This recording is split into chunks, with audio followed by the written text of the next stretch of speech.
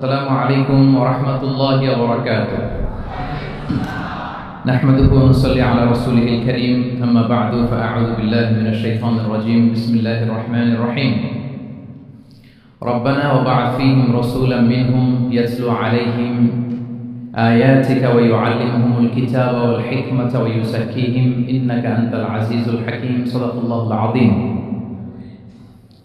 رب اشرح لي صدري ويسر لي أمري واحلل عقدة من لساني يفقهوا قولي. আল্লাহ রাব্বুল ইজ্জা ওয়াল জালালের দরবারে লাখ কোটি শুকর এবং সুজুদ যে আল্লাহ তাআলা international Islamic university Chittagong IIUC central অডিটোরিয়ামে আয়োজিত আজকের discourse on prophetic teaching methodology শিরোনামের এই শিক্ষা সেমিনারে আমাদের সবাইকে এরকম চমৎকার একটি পরিবেশে একত্রিত হওয়ার সুযোগ করে দিয়েছেন। আমরা সবাই পড়ছি কালিমাতুশ শুকর আলহামদুলিল্লাহ। আল্লাহর দরবারে শুকরিয়া জ্ঞাপনের পাশাপাশি আমি অত্র বিশ্ববিদ্যালয়ের কর্তৃপক্ষকে অন্তরের অন্তঃস্থল থেকে ধন্যবাদ এবং মোবারকবাদ জানাতে চাই। এরকম চমৎকার একটি পরিবেশে চমৎকার একটি শিক্ষা সেমিনারের আয়োজন করবার জন্য। প্রফেটিক টিচিং মেথোডোলজি এই শিরোনামে সামান্য কিছু আলোচনা শুরু করছি ইনশাআল্লাহ বিইذنিল্লাহ। সম্মানিত সুধী মণ্ডলী, প্রথমেই আমি জানতে চাচ্ছি যে আপনারা সবাই কেমন আছেন? আলহামদুলিল্লাহ, আমিও খুব ভালো আছি আলহামদুলিল্লাহ তুম্মা আলহামদুলিল্লাহ। সম্মানিত সুধী, আপনারা টপিকটা নিশ্চয়ই স্টেজের ব্যাকড্রপে দেখতে পাচ্ছেন যে সেখানে খুব বড় ফন্টে লেখা আছে discourse on prophetic teaching methodology, অর্থাৎ আল্লাহ রাসূল সাল্লাল্লাহু আলাইহি ওয়া আলিহি ওয়াসাল্লামের শিক্ষা পদ্ধতি বা পাঠদান পদ্ধতি কেমন ছিল, তিনি কিভাবে শেখাতেন। আমরা জানি যে আল্লাহ রাসূল সাল্লাল্লাহু আলাইহি ওয়াসাল্লাম একজন শিক্ষক ছিলেন, অসাধারণ অনন্য একজন মার্ভেলাস শিক্ষক ছিলেন। শুধু শিক্ষকই ছিলেন না, বরং তিনি শিক্ষকদেরও শিক্ষক ছিলেন এবং তিনি নিজ হাতে এমন কিছু শিক্ষার্থী তিনি তৈরি করেছিলেন, গড়ে তুলেছিলেন যারা এই পৃথিবীর ইতিহাসে শ্রেষ্ঠ প্রজন্ম হিসেবে স্বীকৃত।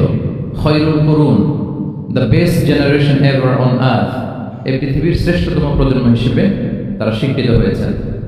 এবং তিনি তার শিক্ষা পদ্ধতির মধ্য দিয়ে গোটা বিশ্বকে সততা শিখিয়েছেন, সভ্যতা শিখিয়েছেন, মানবিকতা শিখিয়েছেন, স্পিরিচুয়ালিটি শিখিয়েছেন, আধ্যাত্মিকতা। তিনি আমাদেরকে শিখিয়েছেন পরিমিতিবোধ, তিনি আমাদেরকে শিখিয়েছেন জীবনবোধ, আমাদের স্রষ্টার সাথে তিনি আমাদেরকে পরিচিত করেছেন এবং সফলতার সহজ এবং সরল পথ তিনি আমাদেরকে বাতলে দিয়েছেন। আজকের এই ডিসকোর্সে বেসিক্যালি আমরা ওনার লাইফ স্কেলের একটা দিক নিয়ে ফোকাস করবো, অর্থাৎ ওনার পাঠদান পদ্ধতি, কিভাবে তিনি সাহাবাদের সাথে ইন্টারেক্ট করতেন, তাদেরকে শিখাতেন, পাঠ দিতেন। শুধুমাত্র কেবলমাত্র এই বিষয়টাতে আমরা ফোকাস করবার চেষ্টা করবো ইনশাআল্লাহ। আমি আমার আলোচনার শুরুতে সূরাতুল বাকারার একটা আয়াত তেলাওয়াত করেছি, 129 নম্বর আয়াত। এই আয়াতটি বেসিক্যালি আল্লাহ রাসূল সাল্লাল্লাহু আলাইহি ওয়া আলিহি ওয়াসাল্লামের জন্য সাইয়েদনা ইব্রাহিম আলাইহিস সালাম দোয়া করেছিলেন মক্কার ধুধুমরু প্রান্তরে। এখনকার মক্কার মতো না, তখন জনমানব শূন্য মক্কা ছিল, ধুধুমরু প্রান্ত, চারদিকে কেউ নেই। তো এরকম একটি ব্যারেন ল্যান্ডে সাইয়েদনা ইব্রাহিম আলাইহিস সালাম আল্লাহ তাআলার কাছে একটা দোয়া করেছিলেন। ওই দোয়াটাই আল্লাহ তাআলা সরাসরি কোট করেছেন সূরা বাকারায় 129 নম্বর আয়াতে। এবং সেখানে তিনি বলেছেন, রব্বানা ওয়াবআথ ফীহিম রাসূলাম মিনহুম ইয়াতলু আলাইহিম আয়াতিকা ওয়া ইউআল্লিমুহুমুল কিতাবা ওয়াল হিকমা ওয়া ইউযাক্কিহিম ইন্নাকা আনতাল আজিজুল হাকীম। মানে হে আমাদের রব, এই ভূখণ্ডের মধ্য থেকে এই জনপদবাসীর জন্য আপনি একজন রাসূল প্রেরণ করুন, যিনি আপনার নিদর্শন সমূহ তাদের সামনে পাঠ করে শোনাবে, যিনি আপনার কিতাব তাদেরকে শিক্ষা দিবে, তাদেরকে প্রজ্ঞা শিখাবে, পরিশুদ্ধ করবে এবং নিশ্চয়ই আপনি পরাক্রমশালী, নিশ্চয়ই আপনি প্রজ্ঞাময়। এই দোয়াটি ছিল সাইয়েদনা ইব্রাহিম আলাইহিস সালামের। এবং রাসূল সাল্লাল্লাহু আলাইহি ওয়াসাল্লাম আগমনের প্রায় 2500 বছর আগে ইব্রাহিম আলাইহিস সালাম এই দোয়াটি করেছিলেন। 2500 বছর আগে, যখন কেউ ছিল না মক্কায়। মক্কা ওয়াজ এ টোটালি ব্যারন ল্যান্ড, কোন গাছপালা ছিল না, কিছু ছিল না। সেই দোয়া আল্লাহ তাআলা কবুল করেছিলেন এবং এই দোয়ায় বেসিক্যালি তিনি আখিরি নবীর জন্য 4টা ফিচার কামনা করেছেন, যে আল্লাহ এই 4টা ফিচার দিয়ে আপনি নবী পাঠাবেন। এর মধ্যে একটা ছিল ওয়া ইউআল্লিমুহুমুল কিতাব, যে এমন নবী যেন হয় তিনি এই জনপদের লোকদেরকে কিতাব শিখাবে। কি শিখাবে? কিতাব। ওয়া ইউআল্লিমুহুমুল কিতাব, তার মানে রাসূল সাল্লাল্লাহু আলাইহি ওয়াসাল্লাম তিনি যে শিক্ষক হয়ে আসবেন, তিনি যে আল্লাহর কিতাব পৃথিবীবাসীকে শোনাবেন, তেলাওয়াত করে শোনাবেন, শেখাবেন। এই দোয়া রাসূল সাল্লাল্লাহু আলাইহি ওয়াসাল্লাম আগমনের 2500 বছর আগে সাইয়েদনা ইব্রাহিম আলাইহিস সালাম করেছিলেন। এবং রাসূল সাল্লাল্লাহু আলাইহি ওয়াসাল্লাম নিজেও বিভিন্ন হাদিসে ঘোষণা করেছেন যে আমি শিক্ষক হিসেবে প্রেরিত হয়েছি। ওয়া ইন্নামা বুইসতু মুআল্লিমান, আমি এই পৃথিবীতে শিক্ষক হিসেবে এসেছি। রাসূল সাল্লাল্লাহু আলাইহি ওয়াসাল্লাম দুইটা গ্রুপ দেখলেন মসজিদে, এক গ্রুপ তারা জিকির আজকার করে, আরেক গ্রুপ তারা রিসার্চ করে, গবেষণা করে। রাসূল সাল্লাল্লাহু আলাইহি ওয়াসাল্লাম বললেন দুই দলই ভালো কাজ করতেছে, কিন্তু রাসূল সাল্লাল্লাহু আলাইহি ওয়াসাল্লাম যারা গবেষণা করতেছে, পড়াশোনা করতেছে, ফিকহ নিয়ে আলোচনা করতেছে, তাদের সাথে যেয়ে বসে গেলেন। আর তিনি বললেন ওয়া ইন্নামা বুইসতু মুআল্লিমান, আমি এই গ্রুপকে প্রায়োরিটি দিয়েছি কারণ আমি নিজেই শিক্ষক হিসেবে প্রেরিত হয়েছি। তারা অজ্ঞদেরকে শিক্ষা দিচ্ছে, জাহেলদেরকে, যারা কিছু জানে না, জ্ঞানের ছোঁয়া যাদের মধ্যে লাগেনি, এই গ্রুপ তাদেরকে এনলাইটেন করছে, আলোকিত করছে। ফলে আমি তাদেরকে প্রায়োরিটি দিলাম, তাদের সাথে বসে গেলাম। ওয়া ইন্নামা বুইসতু মুআল্লিমান, কারণ আমি পৃথিবীতে শিক্ষক হিসেবে প্রেরিত হয়েছি। তাহলে ইব্রাহিম আলাইহিস সালামের দোয়ার ফসল তিনি, হি কেম এজ এ টিচার, কারণ ইব্রাহিম আলাইহিস সালাম দোয়া করেছিলেন আল্লাহ এমন নবী পাঠাবেন যিনি ইউআল্লিমুহুমুল কিতাব, এই জনপদের লোকদেরকে কিতাব শেখাবে। এবং রাসূল সাল্লাল্লাহু আলাইহি ওয়াসাল্লাম নিজেও বলেছেন আমি শিক্ষক হিসেবে প্রেরিত হয়েছি। এবং জ্ঞানার্জনকে রাসূল সাল্লাল্লাহু আলাইহি ওয়াসাল্লাম বাধ্যতামূলক করেছেন, ম্যান্ডেটরি ফর অল। এবং জ্ঞান যে সবাই অর্জন করবে এটা তিনি বলেছেন, এটা সবার জন্য অবধারিত, শিক্ষার জন্য, এটা মানুষের মৌলিক অধিকার। তিনি বলেছেন তলাবুল ইলমি ফারিদাতুন আলা কুল্লি মুসলিম, পৃথিবীর প্রতিটি মুসলমানের জন্য জ্ঞান অর্জন এটা ফারিদা, আবশ্যক, ম্যান্ডেটরি, এটা অপশনাল না, এটা কম্পালসারি। এবং নারী পুরুষ নির্বিশেষে সবার জন্য, এমন না যে শুধু পুরুষদের জন্য। রাসূল সাল্লাল্লাহু আলাইহি ওয়াসাল্লাম বলেছেন আলা কুল্লি মুসলিম, প্রতিটি মুসলিমের জন্য জ্ঞানার্জন এটা আবশ্যক। আলহামদুলিল্লাহ আমাদের অনেক বোনেরাও আজকের হল রুমে এসছে এবং রাসূল সাল্লাল্লাহু আলাইহি ওয়াসাল্লাম একটা স্পেশাল ডে নির্ধারণ করেছিলেন, special day for teaching women, মদিনার নারীদেরকে পাঠদানের জন্য, শেখানোর জন্য তিনি একটা স্পেশাল ডে নির্ধারণ করেছিলেন। এবং নারীদের আগ্রহের কারণেই তিনি সেটা করেছিলেন। তারা একবার এসে রাসূল সাল্লাল্লাহু আলাইহি ওয়াসাল্লামকে বললেন যে গলাবানা আলাইকা রিজাল ফাজআল লানা ইয়াওমান মিন নাফসিক, হে নবী আমাদের মনে হচ্ছে পুরুষরা বেশি প্রায়োরিটি পেয়ে যায়, আপনি আমাদের জন্য স্পেশাল একটা ডে নির্ধারণ করেন, একটা দিন যেদিন এসে আমরা আপনার কাছ থেকে অনেক কিছু শিখবো, জানবো। ফাওয়াদাহুন্না ইয়াওমান লাকিয়াহুন্না ফীহি ফাওয়াদাহুন, রাসূল সাল্লাল্লাহু আলাইহি ওয়াসাল্লাম তাদের এই আবেদনের প্রেক্ষিতে মদিনার নারীদের জন্য একটা special day for teaching women, মদিনার যে কমিউনিটিতে নারীরা ছিল তাদের জন্য রাসূল সাল্লাল্লাহু আলাইহি ওয়াসাল্লাম স্পেশাল একটা ডে নির্ধারণ করেছিলেন। এবং সেদিন পুরুষ সাহাবীদেরকে গুরুত্ব না দিয়ে তিনি শুধু নারীদের, বোনদের কোশ্চেন নিতেন, তাদেরকে তিনি পাঠদান করতেন, শিক্ষাদান করতেন। এবং জ্ঞানার্জনকে, জ্ঞানের আলোকে ছড়িয়ে দেওয়াটা, এটা ছিল রাসূল সাল্লাল্লাহু আলাইহি ওয়াসাল্লাম মূলত মিশন। জ্ঞানের আলোকে তিনি বিশ্বময় ছড়িয়ে দিতে বলেছেন। নলেজ হ্যাজ নো বাউন্ডারিজ, এটার কোনো বাউন্ডারি থাকবে না, গোটা বিশ্বের জন্য আমরা জ্ঞানকে ছড়িয়ে দেই, এটার ব্যাপারে তিনি আমাদেরকে উদ্বুদ্ধ করেছেন। তিনি বলেছেন বাল্লিগু আন্নি ওয়ালাউ আয়া, আমার পক্ষ থেকে একটি কথা, একটি বাণী, একটি আয়াত হলেও তোমরা পৌঁছে দাও। তাহলে তিনি আমাদেরকে জ্ঞানের এই আলো বিশ্বময় ছড়িয়ে দিতে উদ্বুদ্ধ করেছেন। এবং জ্ঞান লুকানোকে তিনি মহাপাপ বলেছেন। আপনার কাছে যদি নলেজ থাকে, সেই নলেজের ব্যাপারে যদি আপনাকে জিজ্ঞেস করা হয়, আপনি যদি এটা শেয়ার না করেন, তাহলে আপনি মহাপাপ করলেন। এটাকে আল্লাহ রাসূল সাল্লাল্লাহু আলাইহি ওয়া আলিহি ওয়াসাল্লাম জ্ঞান লুকানোকে মহাপাপ বলেছেন। তিনি বলেছেন মান সুইলা আন ইলমিন ফাকাতামাহু আলজামাহুল্লাহু ইয়াওমাল কিয়ামাতি বিলিজামিন মিনান নার, কাউকে কোনো বিষয়ে জ্ঞানের ব্যাপারে জিজ্ঞেস করা হলো আর সে যদি সেটাকে গোপন করে, কিয়ামতের দিন তাকে আগুনের লাগাম দিয়ে বাঁধা হবে। ওয়া ইয়াযু বিল্লাহ। তাহলে জ্ঞানকে ছড়িয়ে দিতে বলেছেন তিনি বিশ্বময়, জ্ঞানকে গোপন করতে তিনি বারণ করেছেন, নিষেধ করেছেন। আমরা যদি দেখি যে আল্লাহ রাসূল সাল্লাল্লাহু আলাইহি ওয়া আলিহি ওয়াসাল্লাম মক্কাতে যখন তিনি ইসলাম প্রচার শুরু করলেন, কোরআনের তালিম যখন তিনি মক্কাতে দিতে শুরু করলেন, তিনি এটাকে প্রাতিষ্ঠানিকভাবেই বেসিক্যালি শুরু করেছেন। আমরা যেমনি জ্ঞান বিতরণের জন্য প্রাতিষ্ঠানিক অবকাঠামো আমাদের প্রয়োজন হয়, রাসূল সাল্লাল্লাহু আলাইহি ওয়াসাল্লাম সেভাবেই একটা সেন্টার বেস তিনি শুরু করেছিলেন। এবং মক্কায় দারুল আরকাম নামে, আপনারা সবাই যারা রাসূল সাল্লাল্লাহু আলাইহি ওয়াসাল্লামের বায়োগ্রাফি করেছেন, ইতিহাস করেছেন, দারুল আরকাম থেকে বেসিক্যালি রাসূল সাল্লাল্লাহু আলাইহি ওয়াসাল্লাম এই জ্ঞান বিতরণ করতেন বা কোরআনের তালিম দিতেন। আরকাম ইবনে আবিল আরকাম একজন তরুণ সাহাবী, মাত্র 16 বছর বয়সে তিনি ইসলাম ধর্ম গ্রহণ করেছিলেন। তার একটা ঘরের একটা বড় অংশ তিনি রাসূল সাল্লাল্লাহু আলাইহি ওয়াসাল্লামের তালিমের জন্য ডেডিকেট করেছিলেন এবং সেটাই ইসলামের প্রথম বিশ্ববিদ্যালয় হিসেবে স্বীকৃত, দারুল আরকাম। এবং মজার ব্যাপার হচ্ছে ওনার ঘরটা সিলেক্ট করার পেছনে স্ট্র্যাটেজিক অনেক কারণ ছিল। কারণ সে ছিল বানু মাখজুম গোত্রের, মানে কুরাইশের শত্রু, কুরাইশের রাইভাল ছিল বানু মাখজুম। রাসূল সাল্লাল্লাহু আলাইহি ওয়াসাল্লাম ছিলেন কোন বংশের? বলেন তো সবাই, কোন বংশের? কুরাইশ বংশের। আর আবু জাহাল ছিল কোন বংশের? না, সে বানু মাখজুম থেকে ছিল। So Banu Makhzum was the rival of Quraish. তারা ছিল কুরাইশদের সাথে একটা হাড্ডাহাড্ডি লড়াই, শত্রুর মতো আর কি। রাসূল সাল্লাল্লাহু আলাইহি ওয়াসাল্লাম কুরাইশি কারো ঘর বেছে নেন নাই, বরং বনু মখজুম গোত্রের এক তরুণ আরকাম, তার ঘরটা তিনি বেছে নিয়েছিলেন। এবং স্ট্র্যাটেজিক্যালি এত চমৎকার একটা পজিশনে ছিল, মাত্র 130 মিটার ডিসটেন্স ছিল কাবা থেকে। কাবা থেকে 130 মিটার দক্ষিণ পূর্বে এই আরকাম রাদিয়াল্লাহু তাআলা আনহুর ঘর ছিল। ফলে এই ঘরে যদি তিনি গ্যাদারিং করেন, কেউ আর সন্দেহ করবে না, যেহেতু এটা বনু মখজুম গোত্রের একজন যুবকের ঘর। আল্লাহু আকবার। রাসূল সাল্লাল্লাহু আলাইহি ওয়াসাল্লাম এই দারুল আরকাম বসে বেসিক্যালি তিনি এই কোরআনের তালিম, এই শিক্ষা, এই পাঠদান মক্কাতে সেন্টার বেস তিনি শুরু করেছিলেন। এবং মদিনায় যদি আমরা দেখি, মদিনা তো মসজিদে নববী নির্মাণের পরপরই মসজিদে নববীর একেবারে পেছন দিকে, এই হলরুমের পেছন দিকে যেরকম একটা জায়গা ছাউনির মতো, মসজিদে নববীর ঠিক পেছনে খেজুরের ডাল দিয়ে, খেজুরের পাতা দিয়ে ছাউনি দিয়ে একটা জায়গা তিনি করেছিলেন, যেটাকে আমরা আহলে সুফার সেন্টার হিসেবে জানি। মদিনায় তিনি সুফা ইউনিভার্সিটি প্রতিষ্ঠা করেছিলেন। তাহলে মক্কায় তিনি কোরআনের তালিম দিতেন দারুল আরকাম থেকে, আর মদিনায় যে তিনি আহলে সুফাদেরকে সেই সুফা এরিয়াতে, সেখানে তিনি কোরআনের তালিম দিতেন। এবং সেখানে প্রায় 400 জন দরিদ্র মুহাজির সাহাবী সেখানে বসে কোরআনের হেফজ করতো, রাসূল সাল্লাল্লাহু আলাইহি ওয়াসাল্লামকে বিভিন্ন বিষয়ে জিজ্ঞেস করতো। ইসলামের বুনিয়াদী শিক্ষা, the basic of the basics of Islam, আহলে সুফার সাহাবারা সেখানে দুনিয়ার সব কিছুকে স্যাক্রিফাইস করে দিয়ে সেখানে আমরা রাসূল সাল্লাল্লাহু আলাইহি ওয়াসাল্লামের কাছ থেকে তালিম গ্রহণ করতেন। এবং দূর দূরান্ত থেকে আগন্তুক সাহাবারা যখন আসতো, তারাও এখানে থাকতো, যেহেতু 400 জন থাকার মতো একটা প্লেস। রাসূল সাল্লাল্লাহু আলাইহি ওয়াসাল্লামকে তারা দিনের খুঁটিনাটি বিষয় জিজ্ঞেস করতেন। এবং সালাত শেষে এরকম অনেক হাদিস পাওয়া যায় যে রাসূল সাল্লাল্লাহু আলাইহি ওয়াসাল্লাম আহলে সুফার সাহাবীদের সাথে ওখানে বসেছেন, তাদের সাথে গল্প করেছেন, তাদের প্রশ্নের বিভিন্ন উত্তর দিয়েছেন। তাহলে সেন্টার বেস শিক্ষাদান, এটা কিন্তু রাসূল সাল্লাল্লাহু আলাইহি ওয়াসাল্লামের জীবনী থেকে আমরা দেখেছি। এবং যখন মসজিদে নববীর পেছনে আহলে সুফাদের 400 জনের পরে যখন আরো বেড়ে যাচ্ছিল, তখন রাসূল সাল্লাল্লাহু আলাইহি ওয়াসাল্লাম মসজিদের বাইরে মুকরিম বিন নাওফাল রাদিয়াল্লাহু তাআলা আনহু একটা ঘরে আরেকটা সেন্টার করেছিলেন, এটাকে বলা হতো দারুল কুররা। এভাবে একটার পর একটা সেন্টার রাসূল সাল্লাল্লাহু আলাইহি ওয়াসাল্লাম তিনি নির্মাণ করেছেন এবং দ্বীনের বাণীকে তিনি ছড়িয়ে দিয়েছেন।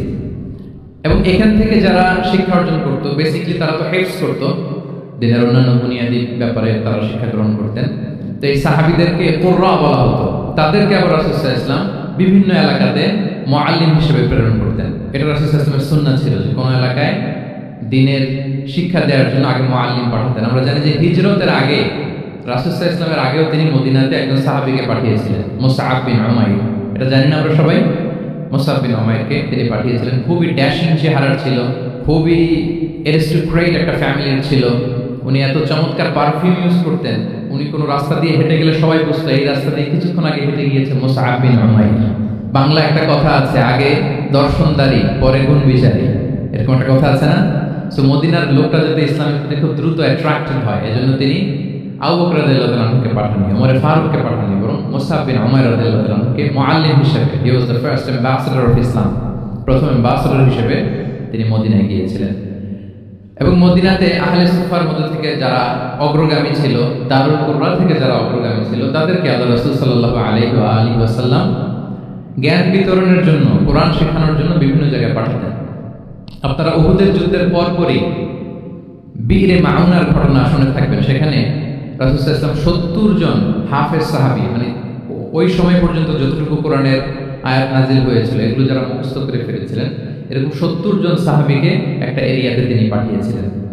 এবং এটা আসলে বিট্রে করেছিল তারা বলেছিল যে আমরা তাদেরকে নিয়ে যাব আমাদের এলাকায়, তারা দিন পৌঁছাবে। কিন্তু এই 70 জন সাহাবীকে বিট্রে করে তারা হত্যা করেছিল, ওনারা শহীদ হয়েছিলেন। এবং এতে রাসূল সাল্লাল্লাহু আলাইহি ওয়াসাল্লাম অনেক কষ্ট পেয়েছিলেন। যে সমস্ত গোত্র এই কাজের সাথে জড়িত ছিল, টানা 1 মাস তাদের বিরুদ্ধে রাসূল সাল্লাল্লাহু আলাইহি ওয়াসাল্লাম বদদোয়া করেছেন, কুনুতে নাজিলা করেছেন ফজরের সালাতের পরে। তাহলে এই যে ন্যারেশনগুলো, বর্ণনাগুলো আমি কেন উপস্থাপন করছি আপনাদের সামনে, এটা বোঝানোর জন্য যেটার পরম্পরাটা কিরকম, রাসূল সাল্লাল্লাহু আলাইহি ওয়াসাল্লাম কিভাবে কোন সেন্টার থেকে শুরু করলেন, তারপরে কিভাবে এটার ডেভেলপমেন্ট হচ্ছিল, তারপরে কিভাবে এটা আগাতে লাগলো। তাহলে রাসূল সাল্লাল্লাহু আলাইহি ওয়াসাল্লাম বিভিন্ন জায়গায় যে মুআল্লিম পাঠাতেন, এটার রেফারেন্স আমরা পেলাম যে তিনি তো এখানে শেখাচ্ছেন। যখন অনেক বেড়ে গেল, চাহিদা বাইরে অনেক বেশি, তিনি এখান থেকে ছাত্রদেরকে, সাহাবাদেরকে বিভিন্ন জায়গায় মুআল্লিম হিসেবে প্রেরণ করতেন। এবং শিক্ষার বিনিময়ে তিনি বদরের যে বন্দীরা ছিল তাদের মুক্তিপণের অ্যানাউন্সমেন্ট করেছেন, র্যানসম, এটা আপনারা জানেন। আমি একটু কুইজ নিয়ে নিই আপনাদের। বলেন, বদরে মুসলমানদের পক্ষ থেকে শহীদ হয়েছিল কয়জন? 14 জন, মাশাআল্লাহ। আর কুরাইশদের পক্ষ থেকে 70 জন। বন্দী হয়েছিল কয়জন দেখি? হ্যাঁ, 70 জন তারা নিহত হয়েছিল আর 70 জন বন্দী হয়েছিল। তো বদরের যুদ্ধে এই 70 জন যারা কুরাইশদের মধ্যে থেকে বন্দী হয়েছিল তাদের মুক্তিপণ হিসেবে ফিদিয়া, র্যানসাম হিসেবে রাসূল সাল্লাল্লাহু আলাইহি ওয়াসাল্লাম 4000 দিরহামের অ্যানাউন্সমেন্ট করেছেন। মানে দিরহাম মানে হচ্ছে সিলভার কয়েন। তৎকালীন সময় দিনার হচ্ছে গোল্ড কয়েন আর দিরহাম মানে সিলভার কয়েন। তো রাসূল সাল্লাল্লাহু আলাইহি ওয়াসাল্লাম 4000 সিলভার কয়েনের ঘোষণা করেছেন যে তোমরা যদি মুক্তি পেতে চাও তাহলে 4000 রৌপ্য মুদ্রা দিয়ে, সিলভার কয়েন দিয়ে তারপরে তোমরা মুক্তি পেতে হবে। তখন তিনি অ্যানাউন্স করলেন যে কারো যদি এই সামর্থ্য না থাকে তাহলে এই লোকদের মধ্য থেকে যারা লিখতে পড়তে জানে তারা যদি মদিনার 10 জন শিশুকে লেখাপড়া শিখিয়ে দেয় তাহলে এটা তাদের মুক্তিপণ হয়ে যাবে। আল্লাহু আকবার। তাহলে শিক্ষাটাকে রাসূল সাল্লাল্লাহু আলাইহি ওয়াসাল্লাম কিভাবে দেখতেন, এটাকে কতটা গুরুত্ব দিতেন? তখন কিন্তু মুসলমানদের আর্থিকভাবে খুব কঠিন অবস্থা যাচ্ছিল। তখন এই জাতীয় ফিদিয়াগুলো, র্যানসামগুলো খুব জরুরি ছিল। তারপর তিনি ঘোষণা করেছেন যাদের সামর্থ্য নাই তারা যদি লিখতে পড়তে জানে, মদিনার 10 জন ছেলে মেয়েকে তারা যদি লেখাপড়া শিখিয়ে দিতে পারে এইটা তাদের মুক্তিপণ হিসেবে কনসিডার করা হবে। আল্লাহু আকবার। তাহলে সম্মানিত সুধী, আমরা সেই ইব্রাহিম আলাইহিস সালাতু ওয়াস সালামের দোয়া থেকে শুরু করে বদরের যুদ্ধ পর্যন্ত চলে আসলাম যে রাসূল সাল্লাল্লাহু আলাইহি ওয়াসাল্লাম শিক্ষাটাকে, এডুকেশনকে এবং শিক্ষার বাণীকে বিশ্বময় ছড়িয়ে দিতে তিনি কিরকম পদক্ষেপ নিয়েছেন ওভারঅল একটা আমরা আইডিয়া পেয়েছি। এটা ছিল আমার ইন্ট্রোডাক্টরি ডিসকাশন। এখন আমি মূল আলোচনায় চলে যাই যে রাসূল সাল্লাল্লাহু আলাইহি ওয়াসাল্লাম সাহাবাদেরকে যদি শেখাতেন ওনার পাঠদান পদ্ধতি কেমন ছিল। প্রথম কথা হচ্ছে রাসূল সাল্লাল্লাহু আলাইহি ওয়াসাল্লাম পিতৃ স্নেহে সাহাবাদেরকে শিক্ষা দিতেন, as like a father teaching his child, teaching his son or daughter। সন্তানকে যেমনি বাবা পরম মমতায় আদর করে শেখায় ঠিক সেভাবে শেখাতেন। এবং তিনি বলেছেন যে ইন্নামা আনা লাকুম বিমানজিলাতিল ওয়ালিদি উআল্লিমুকুম, নিশ্চয় আমি তোমাদের বাবার মতো, বাবা যেমনি ছেলে মেয়েদেরকে শেখায়। এবং এই হাদিসে এসেছে যে রাসূল সাল্লাল্লাহু আলাইহি ওয়াসাল্লাম তাদেরকে শিখিয়েছেন সাহাবাদেরকে যে ওয়াশরুমে গেলে কিভাবে ক্লিন হতে হবে, টু দ্য ডাইরেকশন অফ কেবলা বসা যাবে না, কেবলাকে পেছনে রেখে বসা যাবে না, এমনকি ঢিলাগুলো ইউজ করতে হলে ডান হাতে ইউজ করা যাবে না, বা হাতে। তারপর এটা বেজোর হইতে হবে। এরকম ধরে ধরে উম্মাকে শিখিয়েছেন। নারীদের মেনস্ট্রুয়েশনাল পিরিয়ডের ব্যাপারে বিধানগুলো শিখিয়েছেন। স্বামী স্ত্রীর অন্তরঙ্গ মুহূর্তের ব্যাপারে মাসআলা কি, ব্যাপারগুলো কি, লিগ্যাল অপিনিয়ন কি, ধরে ধরে বাবা মা যেমনি ছেলে মেয়েদেরকে ধরে ধরে শিখিয়ে দেয় যে এইভাবে this is good and this is bad, do's and don'ts যেমনি মা বাবা শেখায়, আল্লাহ রাসূল সাল্লাল্লাহু আলাইহি ওয়াসাল্লাম বলেন ইন্নামা আনা লাকুম বিমানজিলাতিল ওয়ালিদি উআল্লিমুকুম, আমি তোমাদের বাবার মতো, বাবা যেমনি শেখায় পরম মমতায় এভাবে আমি তোমাদেরকে শিক্ষা দিই। এবং রাসূল সাল্লাল্লাহু আলাইহি ওয়াসাল্লাম খুব সহজ করে উপস্থাপন করতেন, কোনো কিছুকে জটিল করতেন না। এটা কিন্তু একজন আদর্শ শিক্ষকের বৈশিষ্ট্য। মানে as easier as you can, যত সহজ করে আপনি আপনার প্রেজেন্টেশনটা করতে পারবেন তত বেশি আপনার শিক্ষার্থীরা আপনার কাছ থেকে ওই মেসেজ, ওই শিক্ষা, সেটা ওই বার্তাটা তারা গ্রহণ করতে পারবে। এবং সহিহ মুসলিমের হাদিস, আল্লাহ রাসূল সাল্লাল্লাহু আলাইহি ওয়াসাল্লাম তিনি বলেন ইন্নাল্লাহা লাম ইয়াবআসনি মুআন্নিসান ওয়ালা মুতাআন্নিসান ওয়ালাকিন বাআসানি মুআল্লিমান মুয়াসসিরান। আল্লাহু আকবার। আল্লাহ তাআলা আমাকে কঠোরতা আরোপকারী, জটিলকারী করে প্রেরণ করেননি, বরং সহজভাবে, সহজ পন্থায় শিক্ষাদানকারী শিক্ষক হিসেবে প্রেরণ করেছেন। লিটারালি তিনি মুয়াসসিরান শব্দটা ব্যবহার করেছেন। যেহেতু এখানে ইসলামিক স্টাডিজ, কোরআন, হাদিস যে ডিপার্টমেন্টের শিক্ষার্থী বন্ধুরা আপনারা যারা আছেন, আপনারা শব্দের অর্থটা লিটারালি বুঝতে পারতেছেন। তিনি বলেছেন মুআল্লিমান মুয়াসসিরান, আমি সহজপন্থী শিক্ষক হিসেবে প্রেরিত হয়েছি। কোনো জিনিসকে কঠোরতা আরোপ করার জন্য, কঠিন করে প্রেজেন্ট করার জন্য আল্লাহ আমাকে পাঠান। রাসূল সাল্লাল্লাহু আলাইহি ওয়াসাল্লাম used to make things easy and easy, খুব সহজ করে উপস্থাপন করতেন। এবং রাসূল সাল্লাল্লাহু আলাইহি ওয়াসাল্লামের শিক্ষাদান পদ্ধতি ছিল অপটিমিস্টিক, আশাব্যঞ্জক, আশাবাদী। অর্থাৎ তিনি যখন কিছু বলতেন, শেখাতেন, মানুষ আশাবাদী হয়ে উঠত, কনফিডেন্ট পেত, ভয় পেত না। আমরা অনেক সময় মানুষকে খুব ভয় দেখাই। রাসূল সাল্লাল্লাহু আলাইহি ওয়াসাল্লাম কাউকে যখন কোনো দায়িত্ব দিয়ে কোথাও প্রেরণ করতেন, ওনার বিখ্যাত হাদিস তিনি বলতেন ইয়াসসিরু ওয়ালা তুআসসিরু বাশশিরু ওয়ালা তুনাফিরু, সহজ করো, কঠিন করো না, সুসংবাদ দাও, দিন থেকে মানুষকে ভাগিয়ে দিও না। মানে আমাদের প্রেজেন্টেশন যেন এমন না হয় যে আমাদের কথা শুনে মানুষ ভাগে, কাছে কাছে আসে না, বরং এমনভাবে প্রেজেন্টেশন করো যাতে মানুষ কাছে আসে, কমফোর্ট ফিল করে, ওইটাকে রিসিভ করে এবং জীবনের সাথে সে অ্যাডজাস্ট করতে পারে। সাহাবাদেরকে যখন কোনো জিনিস বুঝাতেন খুব ধীরস্থিরভাবে কথা বলতেন, কখনো কথা বলার ক্ষেত্রে রাশিং করতেন না, তাড়াহুড়ো করতেন না, নেভার এভার। এবং অনেক সাহাবারা খুব দ্রুত হাদিস বর্ণনা করলে আমাদের আয়েশা রাদিয়াল্লাহু তাআলা এটা অপছন্দ করতেন। বিশেষ করে আবু হুরায়রা রাদিয়াল্লাহু তাআলার ব্যাপারে তিনি অবজেকশন দিয়েছিলেন যে তুমি যেভাবে বলো, নবী সাল্লাল্লাহু আলাইহি ওয়াসাল্লাম কিন্তু এত দ্রুত বলতেন না, তুমি যেমনি গড়গড় করে বর্ণনা করো, আল্লাহ রাসূল সাল্লাল্লাহু আলাইহি ওয়াসাল্লাম এত দ্রুত বর্ণনা করতেন না। লাম ইয়াকুন ইয়াসরুদুল হাদিসা কাসারদিকুম কানা ইউহাদ্দিসু হাদিসান লাউ আদ্দাহুল আদুলা আহসাহু। এমন ভাবে প্রিয় নবী কথা বলতেন যে কেউ যদি চাইতো তিনি এই কথার মধ্যে কয়টা বাক্য বলেছেন, কয়টা শব্দ বলেছেন, চাইলে হাতে গুনে ফেলতে পারত। এত প্রিসাইজ এন্ড ক্লিয়ার ছিল। তিনি কয়টা বাক্য বললেন এই বক্তব্যে, কয়টা শব্দ বললেন, এটাও গুনে ফেলা যেত। আল্লাহু আকবার। কানা ইয়াতাকাল্লামু বিকালামিন বাইনাহু ফাসলুন ইয়াহফাযুহু মান জালাসা ইলাইহি। এবং কথা বলতে বলতে মাঝখানে পজ দিতেন, মানে একটু থামতেন, ফলে যারা শুনতো তারা একেবারে মুখস্থই করে ফেলতে পারত। আল্লাহু আকবার। এটা কিন্তু একজন আদর্শ শিক্ষকের বৈশিষ্ট্য যে খুব ধীরস্থির ভাবে আমি কথা বলবো, মাঝে মাঝে পজ দিব। রাসূল পজ দিতেন, থামতেন, যাতে ছাত্ররা নিতে পারে। সব শিক্ষার্থীদের এক ধরনের ক্যাপাসিটি না, ক্যাপাসিটি ইস্যু নিয়ে আমি সামনে কথা বলতেছি ইনশাআল্লাহ। তো তাহলে এইভাবে তিনি বেসিক্যালি তালিম দিতেন বা প্রেজেন্ট করতেন। আচ্ছা, শিক্ষা দেওয়ার ক্ষেত্রে দুইটা ধরন ছিল রাসূল সাল্লাল্লাহু আলাইহি ওয়াসাল্লামের। কখনো হয়তো ওয়ান অন ওয়ান মিটিং, একজন সাহাবীকে টার্গেট করে তাকে কিছু শেখাচ্ছেন, জানাচ্ছেন বা বলছেন। আবার কখনো একজন না, একাধিক সাহাবী বা অনেক সাহাবীদেরকে, অনেক মানুষকে তিনি অ্যাড্রেস করছেন। তাহলে এই দুইভাবে তিনি অ্যাড্রেস করতেন। এক নাম্বার হচ্ছে প্রাইভেট লার্নিং সেশন, আর একটা হচ্ছে পাবলিক লার্নিং সেশন। দুইটাই রাসূল সাল্লাল্লাহু আলাইহি ওয়াসাল্লামের সিরা যদি আপনি স্ক্যানিং করেন আপনি পাবেন। প্রাইভেটলি এরকম অনেক হাদিস পাওয়া যায় যে হাদিসগুলোতে দেখা যায় যে রাসূল সাল্লাল্লাহু আলাইহি ওয়াসাল্লাম ওয়ান অন ওয়ান মিটিং করেছেন, শুধু একজনকে কিছু শেখাচ্ছেন। এটা স্পেশালি হতো যখন তিনি কারোর সাথে রাইট শেয়ার করতেন। রাইট অর্থাৎ তিনি উটে ছিলেন, উটের পেছনে আরেকজন সাহাবী বসা, তিনি গাধার উপরে বসা, পেছনে আরেক সাহাবী বসা, তিনি খচ্চরের উপর বসা, আরেক সাহাবী বসা। যখন তিনি রাইট শেয়ার করতেন, এরকম ঘুরি ঘুরি হাদিস আপনারা পাবেন যে মুআয ইবনে জাবাল বলতেছে যে কুনতু রদিফা রাসূলিল্লাহ, কুনতু খালফা রাসূলিল্লাহ, আমি একবার উটের পেছনে বসা ছিলাম। আব্দুল ইবনে আব্বাস বলতেছেন আমি উটের পেছনে বসা ছিলাম। ফদল ইবনে আব্বাস বলতেছেন আমি একবার একটা খচ্চরের পেছনে বসা ছিলাম। when he was sharing his riding যখন শেয়ার করতেন, ওই মুহূর্তগুলোতে এমন চমৎকার চমৎকার কিছু বার্তা রাসূল সাল্লাল্লাহু আলাইহি ওয়াসাল্লাম সাহাবীদেরকে দিয়েছেন যেগুলো আমরা হাদিস গ্রন্থগুলোতে পড়ে অবাক হয়ে যাই। এরকম একটা ছোট্ট হাদিস যদি শেয়ার করি, আব্দুল্লাহ ইবনে আব্বাস রাদিয়াল্লাহু তাআলা উনি বলেন কুনতু খালফা রাসূলিল্লাহি সাল্লাল্লাহু আলাইহি ওয়াসাল্লাম ইয়াওমান।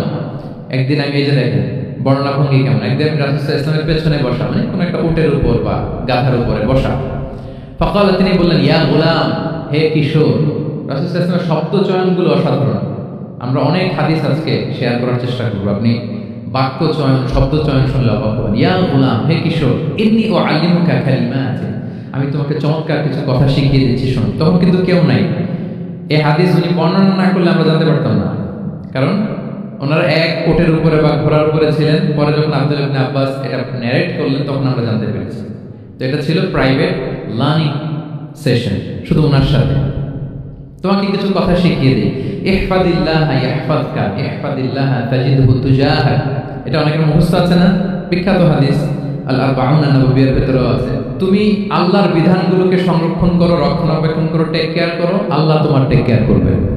ইযা সাআলতা ফাসআলিল্লাহ, হে আব্দুল্লাহ, যখন চাইবে আল্লাহর কাছে চাইবে, যখন ফরিয়াদের হাত তুলবে কেবলমাত্র আল্লাহর কাছেই তুলবে। ওয়া ইযা ইসতাআনতা ফাসতাঈন বিল্লাহ, যখন সাহায্য চাইবে কেবল আল্লাহর কাছেই সাহায্য চেও। ওয়া আলাম আন্নাল উম্মাতা লাউ ইজতামাআত আলা আন ইয়ানফাউকা বিশাইইন লাম ইয়ানফাউকা ইল্লা বিশাইইন ক্বাদ কাতাবাহু আল্লাহু লাক। গোটা বিশ্বের সবাই মিলে যদি তোমার কোনো উপকার করতে চায় তাহলে ততটুকুই করতে পারবে যতটুকু আল্লাহ তোমার ভাগ্যে রেখেছে। আল্লাহ যতটুকু উপকার তোমার ভাগ্যে রেখেছে ততটুকুই হবে। ওয়া ইন ইজতামাউ আলা আন ইয়াদুররুকা বিশাইইন লাম ইয়াদুররুকা ইল্লা বিশাইইন ক্বাদ কাতাবাহু আল্লাহু আলাইক। গোটা বিশ্বের সবাই মিলে যদি তোমার ক্ষতি করতে চায় ঠিক ততটুকুই করতে পারবে যতটুকু তোমার নসিবে আছে। এর চেয়ে 1 ইঞ্চি বেশি ক্ষতি করতে পারবে না। রুফিআতিল আকলাম ওয়া জাফাতিস সুহুফ, কলম উঠিয়ে নেওয়া হয়েছে আর যা লেখা হয়েছিল সব শুকিয়ে গিয়েছে। কারণ প্রথম আল্লাহ সৃষ্টি করেছেন কি? কলম। কলমকে আল্লাহ বলেছেন লিখো। আল্লাহ কি লিখবো? উক্তুব মাকাদির আল খালক, মহাবিশ্বের যারা আসবে সবার কি হবে না হবে সব লিখো। তো লিখে ফেলছে, এখন যা হবার তাই হবে। তাহলে দেখেন আকীদা সংক্রান্ত, ইসলামের বুনিয়াদী বিশ্বাস সংক্রান্ত চমৎকার কিছু লার্নিং, কিছু লেসন আল্লাহ রাসূল সাল্লাল্লাহু আলাইহি ওয়াসাল্লাম আব্দুল্লাহ ইবনে আব্বাসকে দিয়েছেন। এবং এটা ছিল one on one meeting, private learning session. আর কেউ ছিল না তখন। আব্দুল্লাহ ইবনে আব্বাস এটা শুনেছেন এবং আমাদের কাছে বর্ণনা করেছেন। আচ্ছা, এটা গেল একটা। আরেকটা কি বলেছিলাম? একটা তো প্রাইভেট লার্নিং সেশন, আরেকটা কি পাবলিক লার্নিং সেশন, ওইটা একা একা না, হয়তো অনেক সাহাবী একসাথে আছে, তাদেরকে কিছু বলছেন বা শেখাচ্ছেন, অথবা হিউজ কংগ্রিগেশন, অনেক বড় গ্যাদারিং। লেটস সে মসজিদে নববীতে তিনি যে খুতবাগুলো দিয়েছেন, প্রায় 10 বছর তো তিনি খতিব ছিলেন, যতগুলো খুতবা দিয়েছেন এটা অফকোর্স কি পাবলিক লার্নিং সেশন। বিভিন্ন প্রেক্ষাপটে জনপরিসরে দেয়া রাসূলের যে শিক্ষামূলক বক্তব্যগুলো, এগুলো পাবলিক লার্নিং সেশন। বিদায় হজের ভাষণ বিশাল এক কংগ্রিগেশনের সামনে তিনি অ্যাড্রেস করেছিলেন, ওটা কি ছিল? Public learning session. তাহলে সেখানের পদ্ধতিটা বেসিকলি দুই ধরনের, একটা ছিল প্রাইভেট লার্নিং সেশন আর একটা পাবলিক লার্নিং সেশন। আচ্ছা, এই তো, লেটস মুভ অন। এবার আমরা চলে যাব যে তিনি যেসব শিক্ষণ পদ্ধতি অবলম্বন করতেন, শেখানোর ক্ষেত্রে কি কি মিনস, কি কি ওয়ে তিনি অবলম্বন করতেন, সেগুলো আমরা শেয়ার করি। অনেকগুলো মিনস তিনি ইউজ করতেন, অনেকভাবে তিনি পাঠদান করতেন, সাহাবাদেরকে শিক্ষা দিতেন। এর মধ্যে অন্যতম একটা মাধ্যম হচ্ছে তিনি সাহাবাদেরকে কোশ্চেন করতেন, কোশ্চেন করে সঠিক উত্তর পেলে তিনি উৎসাহ দিতেন খুব। মনে রাখতে হবে রাসূলের শিক্ষাটা বেসিক্যালি ছিল Q&A বেসড। সামনে আমরা ইন ডেপথ যখন আমরা ঢুকবো, basically oral based, oral session ছিল, মুখে মুখে। কারণ আমাদের মতো তো এত কাগজ কলম ছিল না, এখন যেমনি আপনাদেরকে হোমওয়ার্ক দেয়, অ্যাসাইনমেন্ট দেয়, এগুলো ছিল না। কি তখন রাসূলের সময় অ্যাসাইনমেন্ট দেওয়ার রীতি ছিল? বলেন, আপনাদের অ্যাসাইনমেন্ট দেয় স্যাররা? হ্যাঁ, তো এই যে এখন স্যাররা হোমওয়ার্ক দেন, কাজ দেন, অ্যাসাইনমেন্ট দেন, এটা তো ওই সময় ছিল না। ফলে এটা রাসূলের পাঠদান পদ্ধতিটা বেসিক্যালি ছিল Q&A বেসড, প্রশ্নোত্তর পর্ব। সাহাবারা জিজ্ঞেস করতেন, না জানলে রাসূল সাল্লাল্লাহু আলাইহি ওয়াসাল্লাম জিজ্ঞেস করতেন, দেখি ওরা জানে কিনা। এরকম অনেকভাবে তিনি শেখাতেন, আমরা সামনের দিকে আরো দেখব। তো রাসূল সাল্লাল্লাহু আলাইহি ওয়াসাল্লাম সাহাবাদেরকে প্রশ্ন ছুড়তেন, তিনি ট্রাই করতেন, দেখতেন যে দেখি ওরা পারে কিনা, ব্যাপারটা জানে কিনা। যদি কেউ সঠিক আনসার দিতে পারতো, রাসূল সাল্লাল্লাহু আলাইহি ওয়াসাল্লাম খুব প্রশংসা করতেন এবং উৎসাহ দিতেন। স্যাররা যখন আমাদের ক্লাসের প্রশংসা করে, ভালো লাগে না আমাদের? আমার প্রেজেন্টেশন খুব প্রশংসা করলো, আমার অ্যাসাইনমেন্টের খুব প্রশংসা করলো, আমাকে ইন্সপায়ার করলো, আমি আরো মোটিভেটেড হব না? হয়তো আমরা নাকি হই। তো রাসূল সাল্লাল্লাহু আলাইহি ওয়াসাল্লাম এটাই করতেন। উবাই ইবনে কাব রাদিয়াল্লাহু তাআলা আনহুকে উনি প্রশ্ন করলেন, আল্লাহ রাসূল সাল্লাল্লাহু আলাইহি ওয়া আলিহি ওয়াসাল্লাম প্রশ্ন করলেন যে, ইয়া আবাল মুনজির, এটা আমার কুনিয়া, আতাদরি আইয়ু আয়াতিন মিন কিতাবিল্লাহি মাআকা আ'যাম, তুমি কি জানো যে আল্লাহর সর্বশ্রেষ্ঠ আয়াত কোনটা, তুমি জানো? তখন উবাই ইবনে কাব রাদিয়াল্লাহু তাআলা আনহু বললেন যে, আল্লাহু লা ইলাহা ইল্লা হুয়াল হাইয়ুল কাইয়্যুম, মানে আয়াতুল কুরসি। এটা কোন আয়াত? আয়াতুল কুরসি। এটা ফরজ সালাতের পর আমরা সবাই পড়ি তো নাকি? মান ক্বারা আয়াতুল কুরসি দুবুরা কুল্লি সালাতিন মাকতুবাতিন লাম ইয়ামনা'হু মিন দুখুলিল জান্নাতি ইল্লাল মাউত। ফরজ সালাতের পরে যারা আয়াতুল কুরসি পড়ে, তার জান্নাতে প্রবেশে কোনো বাধা থাকে না, একটা জিনিস ছাড়া, মানে মৃত্যু, মরণ। লোকটা মরে না, তাই জান্নাতে যায় না, মূল্যে জান্নাতি। হে ইয়া আবাল মুনজির, তুমি কি জানো কোরআনের সর্বশ্রেষ্ঠ আয়াত কোনটা? তিনি বললেন যে আয়াতুল কুরসি। এটা শুনে রাসূল সাল্লাল্লাহু আলাইহি ওয়াসাল্লাম খুব খুশি হলেন। খুশি কি করলেন? ফাদারাবা ফি সাদরি, তিনি বললেন যে তিনি আমার বুকে একটা আলতো চাপড় দিলেন। এটা ভালোবাসার আলতো চাপড়, এরকম উৎসাহ দেওয়ার জন্য, শাবাশ। আমরা আমাদের পিঠে কাউকে আলতো চাপড় দিয়ে কি বলি? ব্রাভো, শাবাশ, মাশাআল্লাহ, এগুলো বলি না? তো রাসূল সাল্লাল্লাহু আলাইহি ওয়াসাল্লাম বুকে আলতো চাপড় দিয়ে বললেন, ওয়াল্লাহি লিয়াহনিকাল ইলমু আবাল মুনজির, তোমার ইলম, তোমার জ্ঞান কল্যাণময় হোক হে আবাল মুনজির, মোবারক হোক তোমার জন্য তোমার ইলম, may knowledge be pleasant for you, তোমার জ্ঞানটা বরকতময় হোক, কল্যাণময় হোক। তাহলে তিনি যখন সঠিক উত্তর দিতে পারলেন, রাসূল সাল্লাল্লাহু আলাইহি ওয়াসাল্লাম খুশি হয়ে ওকে আলতো চাপড় দিয়ে তার প্রশংসা করলেন, তার জন্য দোয়া করলেন। রাসূল সাল্লাল্লাহু আলাইহি ওয়াসাল্লাম এভাবে উৎসাহ দিতেন। এতে করে কি হয়? শিক্ষার্থীদের কনফিডেন্ট বাড়ে। কি হয়? যে স্যার যখন আমাকে এত কিছু বলতেছে, তাহলে নিশ্চয়ই আমি কিছু একটা ভালো কিছু করছি, আমাকে দিয়ে কিছু একটা হবে, আমাকে দিয়ে। আমরা অনেক সময় ভুল করে বলে ফেলি যে তোকে দিয়ে কিছুই হবে না, বলে ফেলি না? এতে হয় কি? কনফিডেন্ট কমে যায়। মা বাবারাও এটা করে যে তুই কিছুই পারবি না, তোকে দিয়ে কিছুই হবে না। বাংলাদেশে একটা বিখ্যাত কথা আছে যে ছেলে মেয়ে এ প্লাস না পেলে পাশের বাড়ির কেউ পেলে বলে যে ওর পা ধোয়া পানি খা। তো আসলে এতে কি হয়? কনফিডেন্স কমে যায় ছেলে মেয়েদের। এটা যেন আমরা না বলি, বরং ওদেরকে ইন্সপায়ার করতে হবে, হ্যাঁ, উৎসাহিত করতে হবে, প্রশংসা করতে হবে। সাহাবীদের ভালো কিছু দেখলে সঠিক উত্তর তারা দিতে বলে রাসূল সাল্লাল্লাহু আলাইহি ওয়াসাল্লাম প্রশংসা করতেন। আচ্ছা, গেল, এটা একটা পদ্ধতি। আরেকটা হচ্ছে কোনো গুরুত্বপূর্ণ জিনিসকে এমফাসাইজ করার জন্য রাসূল সাল্লাল্লাহু আলাইহি ওয়াসাল্লাম রেপিটেশন করতেন, তাকরার করতেন। গুরুত্বপূর্ণ জিনিসকে তিনি 3 বার উল্লেখ করতেন, তাকরার করতেন। আত-তাকওয়া হাহুনা, আত-তাকওয়া হাহুনা, আত-তাকওয়া হাহুনা ওয়া ইউশিরু ইলা সাদরিহি 3 মাররাত। তাকওয়া এখানে, এখানে, এখানে 3 বার বলে, একবার বললেই তো হয়ে যায়। 3 বার কেন বলেন? এটা গুরুত্বপূর্ণ, ভেরি ইম্পর্টেন্ট ইস্যু। গুরুত্ব বোঝানোর জন্য এমফেসাইজ করতে যে তিনি কোনো জিনিসকে কয়বার বলতেন? 3 বার। বিদায় হজের ভাষণ যখন দিলেন, ভাষণ দেয়া শেষ, এবার বলতেছে আল্লাহুম্মা হাল বাল্লাগতু, আল্লাহুম্মা হাল বাল্লাগতু, আল্লাহুম্মা হাল বাল্লাগতু, আল্লাহুম্মা ফাশহাদ। 3 বার বললেন যে আল্লাহ আমাকে যা পৌঁছাতে বলেছেন, হে মহাসমাবেশ তোমরা বলো আমি কি পৌঁছাতে পেরেছি? আমি কি ঠিকঠাক পৌঁছালাম? আমি কি সব তোমাদেরকে বলেছি? সাক্ষ্য দাও, সাক্ষ্য দাও। সবাই বলে ইয়া রাসূলুল্লাহ, আল্লাহ যেমনটি বলেছেন সব আপনি আমাদের কাছে পৌঁছে দিয়েছেন, কিছু লুকোচুরি করেন নাই, কিছু লুকান নাই। তাহলে 3 বার জানতে চাইলেন, কয়বার?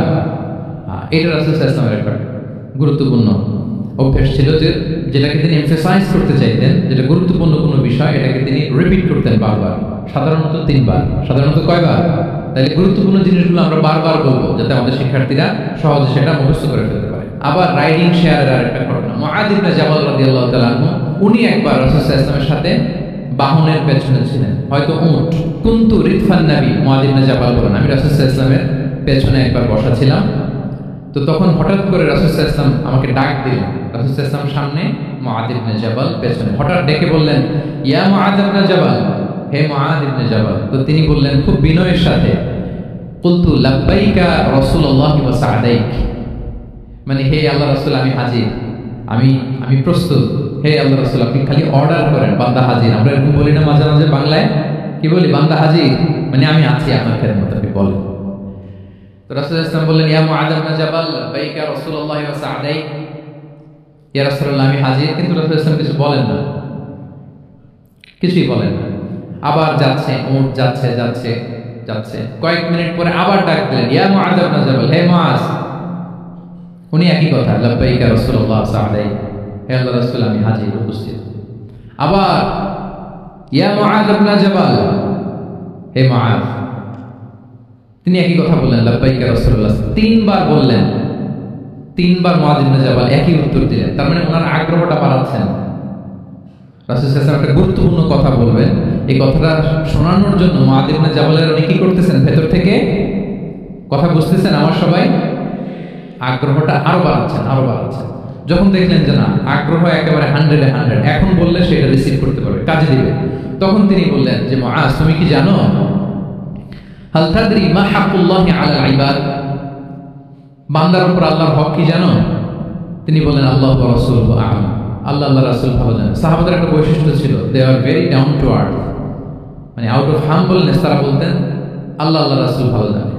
তো তিনি বললেন যে আল্লাহর বান্দার উপর আল্লাহর অধিকার হচ্ছে যে বান্দা কখনো আল্লাহর সাথে শিরক করবে না, এক আল্লাহর ইবাদত করবে। কিছুক্ষণ পর আবার ইয়া মুআয ইবনে জাবাল, দেখেন কি সাইন, মানে রাজকীয় একটা সাইন, ইয়া মুআয ইবনে জাবাল।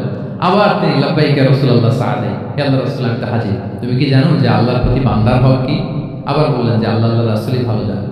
তখন রাসূল সাল্লাল্লাহু আলাইহি ওয়াসাল্লাম বললেন যে আল্লাহর হক যেমনি তুমি জানলে যে বান্দা আল্লাহর সাথে শরীক করবে না, এক আল্লাহর ইবাদত করবে, এটা যদি কোনো বান্দা করে তাহলে ওই বান্দাকে কখনো আল্লাহ শাস্তি দিবেন না।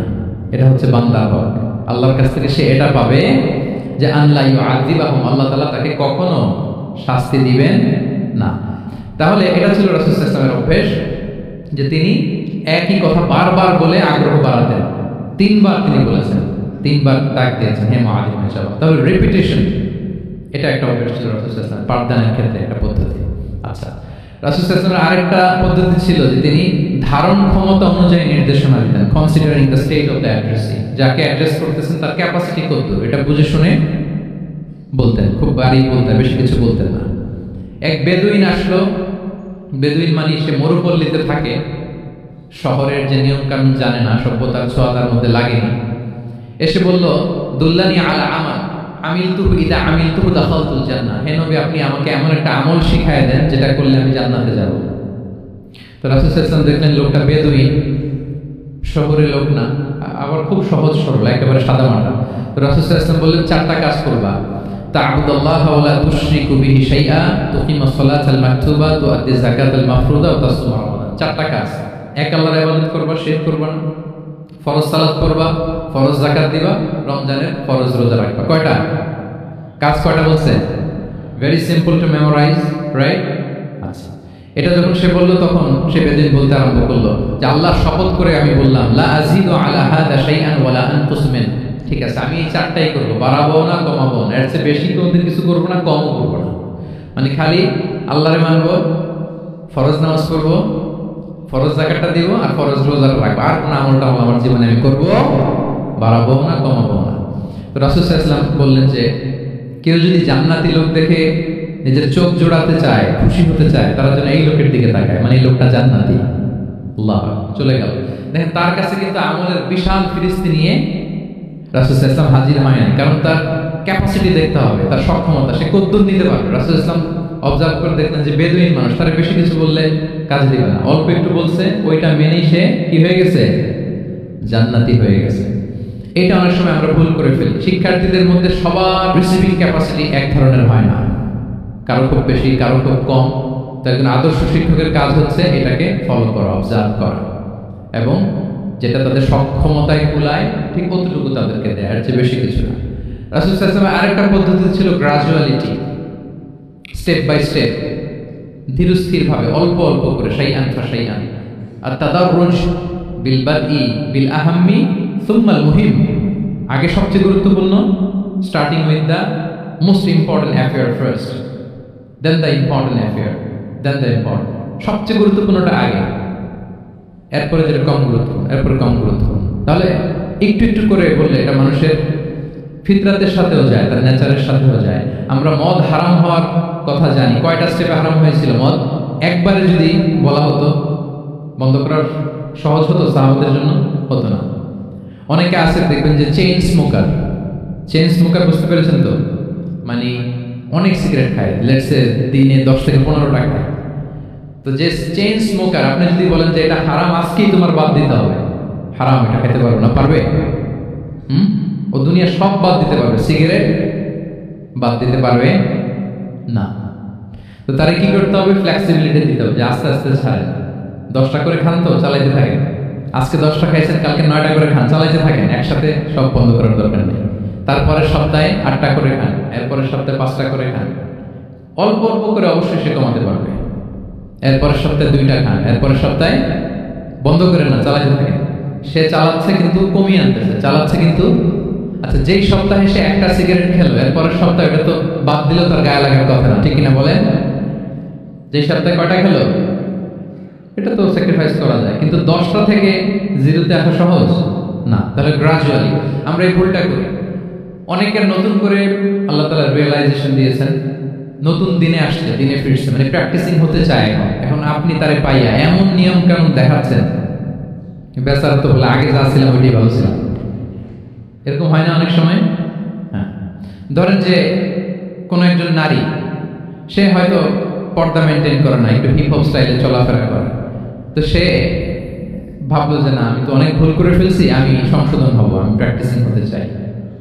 তা এখন যখন সে আপনার কাছে আসছে নাসিহাত নেওয়ার জন্য, আপনি যদি বলেন যে তোমার এই করতে হবে, বোরকা ঝুলাইতে হবে, হাত মোজা, পা মোজা, পারবে? এ বলবে আগে যা ছিলাম ভালোই ছিল। তাকে একটু একটু করে বোঝাতে হবে, মানে এই হিজাব এটা কেন, হ্যাঁ, কাভারিং আওরা এটা কেন, কেন এটা করতে, এটা বেনিফিটটা আগে বোঝালেন। যে Islam consider women as a queen, নারীকে ইসলাম কি হিসেবে কনসিডার করে? রানী হিসেবে। তো রানীর তো একটা ড্রেস কোড থাকবে, স্পেশাল পোশাক থাকবে, এগুলো বুঝাবেন। সে যাতে একটু নিজেকে গুছিয়ে চলে, শুরুর দিকে আপনি এই বার্তা দিতে পারেন যে একটু গুছিয়ে চলতে হবে। এরপর একটু শালীন পোশাকে যেন সে অভ্যস্ত হয়, এটা বললেন। সে যখন শালীন পোশাকে অভ্যস্ত, তারপরে হেজাবের ফজিলত বললেন, সে যেন হেজাব পরে। যখন সে হেজাব পরে, এরপরে তাকে নেকাবের কথা বললেন। এইভাবে আস্তে আস্তে তাকে বোঝাতে হবে। কিন্তু একবারে যদি সব চাপিয়ে দেন, বলেন তো আওয়াজ করে, সে কি ওটা রিসিভ করতে পারবে? কারণ এই যে গ্রাজুয়ালিটি আর তাদাররুজ, এই সিস্টেমটা আপনি ভায়োলেট করেছেন, করেন নাই। মুআয ইবনে জাবাল রাদিয়াল্লাহু তাআলা আনহুকে আল্লাহ রাসূল সাল্লাল্লাহু আলাইহি ওয়াসাল্লাম তিনি ইয়ামানের গভর্নর করে পাঠিয়েছেন। তো পাঠানোর আগে he was explaining a teaching guideline to his fellow সাহাবা। ওনাকে শিখাইতেছেন, তুমি যে যাবা মুআল্লিম হিসেবে, গভর্নর হিসেবে, কিভাবে দাওয়াতটা দিবা আগে শোনো। তিনি মুআয ইবনে জাবালকে বললেন, ইন্নাকা তা'তি কওমান মিন আহলিল কিতাব, হে মুআয, জেনে রাখো এমন একটা এলাকায় তোমাকে পাঠাচ্ছি, তারা কিন্তু আহলে কিতাব, মানে তারা হচ্ছে জুইশ এন্ড খ্রিস্টান কমিউনিটি, দে আর নট মুসলিম, তারা কিন্তু ইহুদি খ্রিস্টান। ওখানে সো তুমি কিভাবে দাওয়াত দিবা? ফাদউহুম ইলা শাহাদাতি আন লা ইলাহা ইল্লাল্লাহ ওয়া মুহাম্মাদুর রাসূলুল্লাহ। প্রথমে তাওহীদের দাওয়াত দিবা। আওয়াজ করে বলেন, প্রথমে দাওয়াত হবে কিসে? তাওহীদ। ফাইনহুম আতাউ লিযালিক, বাক্যটা খেয়াল করেন, যখন তারা এটা মেনে নেবে, এটাতে অভ্যস্ত, তারপর তুমি দাওয়াত দিবা যে আল্লাহ প্রতিদিন 5 ওয়াক্ত সালাত ফরজ করেছেন। কয় ওয়াক্ত? 5 ওয়াক্ত সালাত। আচ্ছা, ফাইনহুম আতাউ লিযালিক, যখন তারা 5 ওয়াক্তে সালাতে অভ্যস্ত হবে, তখন বলবা যে আল্লাহ তাআলা ধনীদের উপর যাকাত ফরজ করেছেন। ফাইনহুম আতাউ লিযালিক, যখন ওইটা মানবে, এরপরে বলবা রমজানের রোজা ফরজ করেছেন। সুবহানাল্লাহ, সুবহানাল্লাহ, আল্লাহু আকবার। তাহলে ধাপে ধাপে দেখেন, এই যে টিচিং গাইডলাইন তিনি দিচ্ছেন ওনার ফেলো সাহাবাকে, ফেলো কম্প্যানিয়নকে, যে তুমি ইয়ামানে যে একবারে সব বিধান তুমি যা জানো মনে করো না যে সবাই ওটা মানবে। তারা জুইশ, তারা খ্রিস্টিয়ান, একটু একটু করে তাদেরকে দাওয়াত দিতে হবে। তাহলে গ্রাজুয়ালিটি পাঠদান পদ্ধতির একটা অন্যতম বিষয় হচ্ছে কি? গ্রাজুয়ালিটি, মানে ধাপে ধাপে ধীরে ধীরে অল্প অল্প করে বোঝানো। আচ্ছা, রাসূল সাল্লাল্লাহু আলাইহি ওয়াসাল্লাম মাঝে মাঝে কোন কথার গুরুত্ব বোঝানোর জন্য শপথ করতেন, drawing attention by making oath, শপথ করে কথার গুরুত্ব বোঝাতেন। তিনি বলতেন, ওয়াল্লাহি ইন্নী লা আস্তাগফিরুল্লাহ ওয়া আতুবু ইলাইহি ফিল ইয়াউমি আকসারা মিন ৭০ মাররা। আল্লাহর শপথ, আমি নবী প্রতিদিন ৭০ বারেরও বেশি তওবা ইস্তেগফার করি। কয়বারেরও বেশি? ৭০ বার। এই কথাটার তাওবা ইস্তেগফারের গুরুত্ব বোঝাতে যে তিনি শুরুতে বলেছেন ওয়াল্লাহি, আল্লাহর শপথ। এরকম অনেক হাদিসে পাওয়া যায়, তিনি বলেছেন ওয়াল্লাযী নাফসু মুহাম্মাদিন বিয়াদিহি, ওই সত্তার শপথ যার হাতে মুহাম্মাদের আত্মা। আবার মাঝে মাঝে বলেছেন ওয়াল্লাযী নাফসি বিয়াদিহি, ওই সত্তার শপথ যার হাতে আমার আত্মা। এভাবে বলে তিনি কথা শুরু করেছেন। যখন তিনি এরকম শপথ করতেন তখন কথার গুরুত্ব বোঝা যেত। কি বোঝা যেত? গুরুত্ব বোঝা যেত। তাহলে শপথ করে মাঝে মাঝে তিনি জিনিস বোঝাতেন। আচ্ছা, আমরা আমাদের বিভিন্ন প্রেজেন্টেশন বা লেকচার বোঝানোর জন্য অনেক মিনস ইউজ করি না? আল ওয়াসাইলা তালিমিয়া, এটাও কিন্তু রাসূল সাল্লাল্লাহু আলাইহি ওয়াসাল্লাম করতেন। আমরা কি কি করি? আমি তো জানি না আপনাদের আইএসসি তে ক্লাসরুমগুলো কেমন, নিশ্চয়ই সেখানে হোয়াইট বোর্ডে তো আছে। হোয়াইট বোর্ডে কি দিয়ে লেখা হয়? মার্কার। আচ্ছা, প্রেজেন্টেশন স্লাইড মাঝে মাঝে ইউজ করেন না? বা টিচার করে কিনা? তো সেটা কিভাবে করে? মাইক্রো প্রজেক্টর দিয়ে করে। এগুলো হচ্ছে আল ওয়াসাইলা তালিমিয়া। তো রাসূল সাল্লাল্লাহু আলাইহি ওয়াসাল্লামের সময় তো এই স্লাইডও ছিল না, ডিজিটাল বোর্ডও ছিল না, হোয়াইট বোর্ডও ছিল না, হ্যাঁ, মার্কার ছিল না, ওইরকম কিছু ছিল না। তো উনি কি ইউজ করতেন? উনিও চমৎকার চমৎকার কিছু মাধ্যম ইউজ করতেন, আপনারা শুনলে অবাক হবেন। আপনাদের মনোযোগ আছে তো সবার, না? আচ্ছা, আমরা দেখি যে উনি কি কি ইউজ করতেন। উনি অনেক ধরনের ভিজুয়াল ডেমনস্ট্রেশন করতেন। ভিজুয়াল ডেমনস্ট্রেশন মানে যেটা আপনি চোখ দিয়ে দেখে শিখে ফেলবেন, বুঝে যাবেন। Visual demonstration. Physical gesture use করে এটা করতেন। ফিজিক্যাল জেস্টার, অঙ্গভঙ্গি, বাংলা কি বলে? অঙ্গভঙ্গি। রাসূল সাল্লাল্লাহু আলাইহি ওয়াসাল্লাম, এটাতে তো আর কিছু আধুনিক বিজ্ঞান আইটি তো লাগতেছে না, কি বলেন? আমার হাত পা দিয়ে একটা কিছু বোঝাচ্ছি। তো রাসূল সাল্লাল্লাহু আলাইহি ওয়াসাল্লাম কিন্তু এটা করতেন। একবার তিনি ইয়াতীমের রক্ষণাবেক্ষণ যারা করে তাদের মর্যাদা কত, ফজিলত কত, এটা বোঝাতে যে একবার তিনি বলতেছেন, আনা ওয়া কাফিলুল ইয়াতীমি ফিল জান্নাতি কাহাতাইন, আমি এবং এতিমের রক্ষণাবেক্ষণকারী জান্নাতে ঠিক এইভাবে থাকবো। এইভাবে থাকবো মানে খুব কাছাকাছি থাকবো। He will be my neighbour, very close neighbour. এবং বোঝাতে যে এই যে উস্তা আর সাব্বাবা, দুই আঙ্গুল এভাবে, এই আঙ্গুল থেকে এই আঙ্গুলের দূরত্ব কতটুকু? 1 মাইল নাকি কত? একেবারে কাছে। এই আঙ্গুল থেকে এই আঙ্গুলের তেমন কোনো দূরত্বই নেই, মানে খুব কাছে। এটা দিয়ে তিনি বুঝালেন আমি এবং এই দিনের রক্ষণাবেক্ষণকারী ঠিক এভাবে থাকবো যেভাবে এই দুটো আঙ্গুল কাছাকাছি। আল্লাহু আকবার। তাহলে এই যে ফিজিক্যাল জেস্টার ইউজ করলেন কিনা, অঙ্গভঙ্গি, এটাকে বলে ভিজুয়াল ডেমনস্ট্রেশন। কি বলে? Visual demonstration. এবং রিসার্চাররা বলতেছেন যে approximately 80% of human learning comes through the visual demonstration. মানে আইজ দিয়ে, চোখ দিয়ে আমরা আমাদের শেখার 80% শিখে ফেলি। আমাদের শিখনের অলমোস্ট 80% আমরা দেখে দেখে শিখি। তাহলে রাসূল সাল্লাল্লাহু আলাইহি ওয়াসাল্লাম ভিজুয়াল ডেমনস্ট্রেশন করলেন, আনা ওয়া কাফিরুল ইয়াতীম ফিল জান্নাতি কাহাতাইন। আচ্ছা, আরো দেখি হাদিসে এরকম আরো পাওয়া যায়। আমরা যে মুমিনরা ভাই ভাই, বিভিন্ন হাদিসে বিভিন্ন টেক্সটে রাসূল সাল্লাল্লাহু আলাইহি ওয়াসাল্লাম বলেছেন। এটা ইসলামের একটা খুব মৌলিক কথা, আমরা সবাই জানি না? আমরা সবাই কি এই অডিটোরিয়ামে আমরা যারা বসে আমরা সবাই কি আল মুমিনু আখুল মুসলিম, একে অপরের ভাই। আমাদের মধ্যে আবার আরেকটা সমস্যা আছে, আমরা দেখা যায় যে প্রত্যেকে যেই দল করে ওই দলের আর ভাই ভাই আর কি, এরকম। এই হাদিসের একটা নিজস্ব অর্থ বলয় আমরা করে নিয়েছি যে ভাই ভাই ঠিক আছে, বাট আমি এই দলের, তো আমরা ভাই ভাই। আচ্ছা, ওরা ওই দল, তো ওরা কি নিজেরা নিজেরা আসলে কি এই ভাই ভাই নাকি? না, যারাই কালিমা শাহাদাতে বিশ্বাসী, যারা আমাদের কেবলাকে কেবলা মানে, যারা ঈমান এনেছে, তারা সবাই আমরা কি ভাই ভাই। এই যে আমাদের ভ্রাতৃত্বের বন্ধনটা যে খুব অটুট এবং মজবুত সুদৃঢ়, এটা বোঝানোর জন্য রাসূল সাল্লাল্লাহু আলাইহি ওয়াসাল্লাম একবার বললেন, আল মুমিনু লিল মুমিনি কাল বুনিয়ান, মুমিন যে ভাই ভাই, এই ভ্রাতৃত্বের বন্ধন হচ্ছে সুদৃঢ় প্রাচীরের মতো। ইয়াশুদ্দু বা'দুহু বা'দা, one side strengthening the other. একটা বড় প্রাচীর, যেমন এই বিল্ডিংটা যেমনি এই পাশ ওই পাশটাকে মজবুত করে ধরে রেখেছে, ওই পাশ যেমনি এটাকে মজবুত করে ধরে ঠায় দাঁড়িয়ে আছে বছরের পর বছর, যুগের পর যুগ। রাসূল সাল্লাল্লাহু আলাইহি ওয়াসাল্লাম বললেন, মুমিন যে ভাই ভাই, তাদের সম্পর্কটা এরকম সুদৃঢ়। কতটা সুদৃঢ় এটা বলতে যে ওয়াশাব্বাকা বাইনা আসওয়াবিহি, তিনি হাতের এই পাঁচ আঙ্গুলের ভিতরে ঢুকাই দিলেন। এরকম ধরেন তো একটু সবাই, আচ্ছা ঢুকিয়ে একটু চাপ দেন, এখন ব্যাপারটা অনেক মজবুত হয়ে গেল না? হ্যাঁ, কেউ চাইলে কি সহজে ছোটাতে পারবে না? তাহলে এই যে আরেকটা ভিজুয়াল ডেমনস্ট্রেশন পেয়েছেন, ফিজিক্যাল জেস্টার, অঙ্গভঙ্গি করে তিনি বুঝাইলেন যে আমাদের ভ্রাতৃত্বটা এরকম মজবুত, মানে ওনার কাছে যা ছিল ওইটা বুঝাতে যে তিনি এই ফিজিক্যাল জেস্টারটা নিয়েছেন যে মুমিন ভাই ভাই এবং আমাদের ভ্রাতৃত্বের বন্ধনটা ঠিক এরকম মজবুত, লাইক দিস।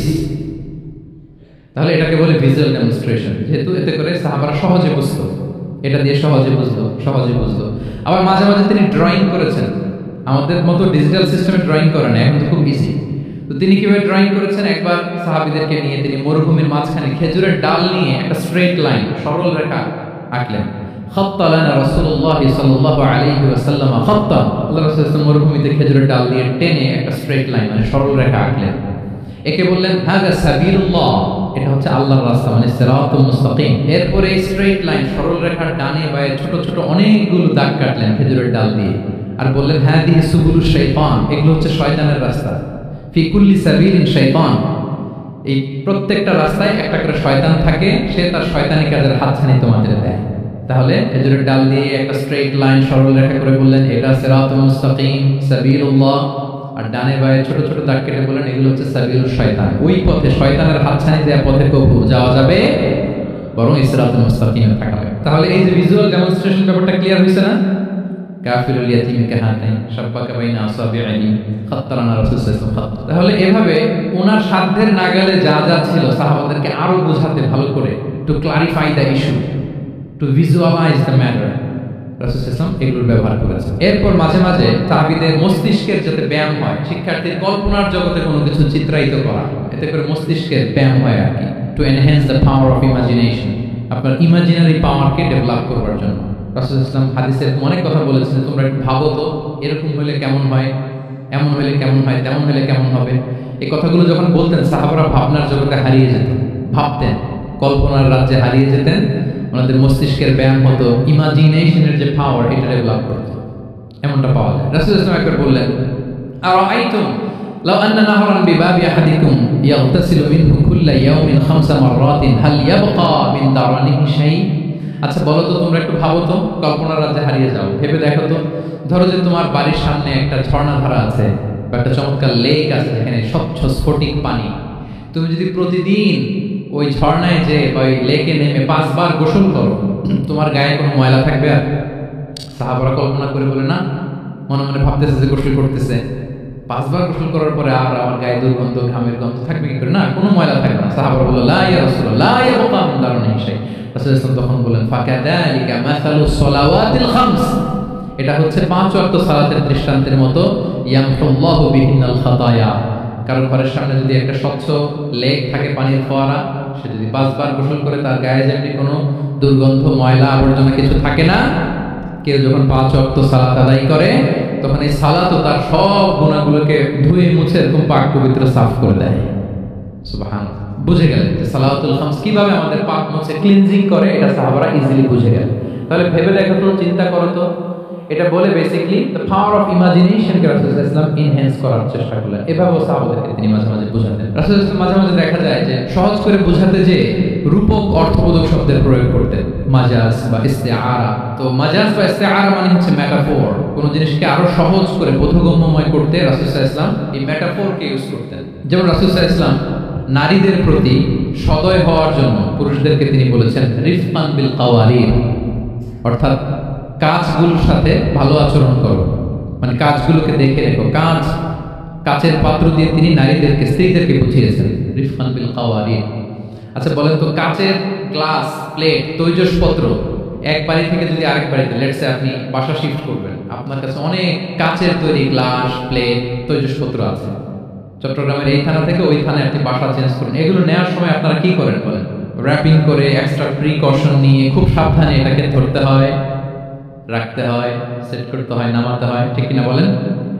এটা বোঝাতে যে নারীদের সাথে কোমল আচরণ করো, সদয় আচরণ করো, এটা বোঝাতে যে রাসূল সাল্লাল্লাহু আলাইহি ওয়াসাল্লাম বলেছেন রিফকান বিল কাওয়ারির। একবার স্ত্রীরা, আমাদের আম্মা জানেরা রাসূল সাল্লাল্লাহু আলাইহি ওয়াসাল্লামের সাথে সফরে যাচ্ছেন, খুব সম্ভবত হজের সফরে।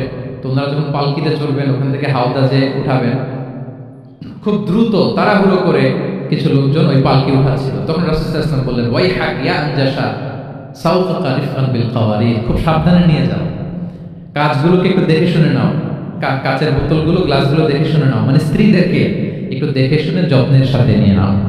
তাহলে নারীদেরকে কিসের সাথে তুলনা করেছেন? কাচের গ্লাস, কাচের তৈজসপত্র, কাচের সামগ্রী, যাতে বুঝতে সুবিধা হয়। কাচের গ্লাস তোমরা যেমনি ধরো, রাখো, ডিল করো, নারীদের সাথেও এভাবে কি কোমল আচরণ করতে হবে। আচ্ছা, আমি শুরুতেই বলেছিলাম যে রাসূল সাল্লাল্লাহু আলাইহি ওয়াসাল্লামের সাহাবীদেরকে কিছু শেখানোর পদ্ধতিটা মেইনলি কি ছিল? কি বেসড? কারণ মনে আছে? QnA based, right? এই তো মাশাআল্লাহ, কিউএনএ মানে প্রশ্নোত্তরমূলক। সাহাবারা প্রশ্ন করতে, রাসূল সাল্লাল্লাহু আলাইহি ওয়াসাল্লাম উত্তর দিতেন। কারণ কোরআনেও আমাদেরকে উৎসাহিত করা হয়েছে ফাসআলু আহলা যিকরি ইন কুনতুম লা তা'লামুন, যদি না জানো তাহলে আহলুল যিকর বা আহলুল ইলমকে জিজ্ঞেস করে জেনে নাও। রাসূল সাল্লাল্লাহু আলাইহি ওয়াসাল্লাম বলেছেন ফাইন্নামা শিফাউল আইয়ি আস-সুআল, অজ্ঞতার চিকিৎসা হচ্ছে প্রশ্ন করা। আপনি জানেন না তো আপনার কাজ কি করবেন? প্রশ্ন করবেন। আপনার টিচারকে প্রশ্ন করবেন, আপনার শায়েখকে কোশ্চেন করবেন, রিসার্চারকে আপনি বারবার কোশ্চেন করতে হবে। প্রশ্ন মানে তাকে জর্জরিত করবেন। যত কোশ্চেন করবেন তত আপনি শিখতে পারবেন, যত কোশ্চেন করবেন তত আপনি শিখতে পারবেন। রাসূল সাল্লাল্লাহু আলাইহি ওয়াসাল্লাম এই পদ্ধতিটা সবচেয়ে বেশি অবলম্বন করতেন। কিছু নমুনা তো আমরা ইতিমধ্যে দেখেছি। আমরা আরো ভিতরে ঢুকি। রাসূল সাল্লাল্লাহু আলাইহি ওয়াসাল্লাম মাঝে মাঝে সাহাবাদেরকে প্রশ্ন করতেন, drawing attention of the listener by throwing question. প্রশ্ন ছুড়ে দেওয়ার মাধ্যমে ওনাদের মনোযোগ আছে না নাই এটা দেখতেন। এই যে মাঝে মাঝে আমি আপনাদেরকে জিজ্ঞেস করলে দেখা যায় যে আমি বুঝতে পারি যে আপনারা আমার সাথে আছেন না নাই। আপনাদের মনোযোগ আছে তো? আচ্ছা, ঠিক আছে, প্রশ্ন করবো একটু পরে। পুরো আলোচনা শেষে যে একটা প্রশ্ন করবো, দেখি কে কতটুকু মনে রাখতে পারলেন। তো রাসূল সাল্লাল্লাহু আলাইহি ওয়াসাল্লাম প্রশ্ন করলেন সাহাবাদেরকে, তাদের অ্যাটেনশন যাতে গ্রো করে। তিনি বললেন যে ইন্না মিনাশ শাজারি শাজারাতান লা ইয়াসকুতু ওয়ারাকুহা মাসালুহা ইন্নাহা মাসালুল মুসলিম হাদিসুনি মা হিয়া। তিনি সাহাবাদেরকে বললেন, সাহাবারা, এক ধরনের গাছ আছে যে গাছের পাতা কখনো ঝরে না। কি কখনো ঝরে না? আচ্ছা, এর দৃষ্টান্ত হচ্ছে মুসলিমের দৃষ্টান্তের মতো। হাদিসুনি মা হিয়া, বলো তো এটা কোন গাছ? যখন বলছে কোন গাছ, সাহাবারা চলে গেছে অনেক দূরে, সহজলতা জিজ্ঞেস করবেন, নিশ্চয়ই আনকমন কোন গাছ। এবার ভাবতেছে, দেখি তো খাইবারে গেছিলাম, খাইবারের আশেপাশে কি গাছ আছে? ওই যে তাবুকে ঘুরে আসলাম, তাবুকের প্রতিমধ্যে ক্যাকটাস, গুলমলতা, আরবের কি কি গাছ। ঘুরতে ঘুরতে সবাই দেখেছে না, ওগুলোর তো পাতা ঝরে। খুঁজতে খুঁজতে সারা দুনিয়া খুঁজে ফেলতেছে সাহাবারা, কিন্তু ওনাদের নিজেদের জাতীয় গাছ যেটা, ঘরের পিছনে যে গাছের সারি সারি, যে গাছের ফল খেয়ে ওনারা জীবন ধারণ করেন, যেটা আমাদের সমাজ, রীতি, ঐতিহ্য, ট্র্যাডিশনের সাথে জড়িত, ওই গাছের নামে ভুলে গেছে, ওইটা মনে করতে পারতেছে। সবাই দূরে চলে গেছে। হাদিসে এসেছে ফাওয়াকা আন্নাসু ফি শাজারিল বাওয়াদি, দূর দূরান্তের গাছ নিয়ে ভাবতেছে, ভেবে ভেবে হয়রান, কেউ বলতে পারে না। তখন বাধ্য হয়ে রাসূল সাল্লাল্লাহু আলাইহি ওয়াসাল্লামকে বলল, ইয়া রাসূলুল্লাহ, আপনি একটু আমাদেরকে বলে দেন যে ইয়া রাসূলুল্লাহ হাদিসনা মা হিয়া, এটা কোন গাছ? তখন রাসূল সাল্লাল্লাহু আলাইহি ওয়াসাল্লাম বললেন, ইন্নাহা নাখলা, খেজুর গাছ। খেজুর গাছের পাতা পড়ে না, ডাল টেনেও ছিঁড়া যায় না, খুব কষ্ট। তো এটার দৃষ্টান্ত মুসলিমের দৃষ্টান্তের নেয়। তাহলে কোন সাহাবারা পালেন?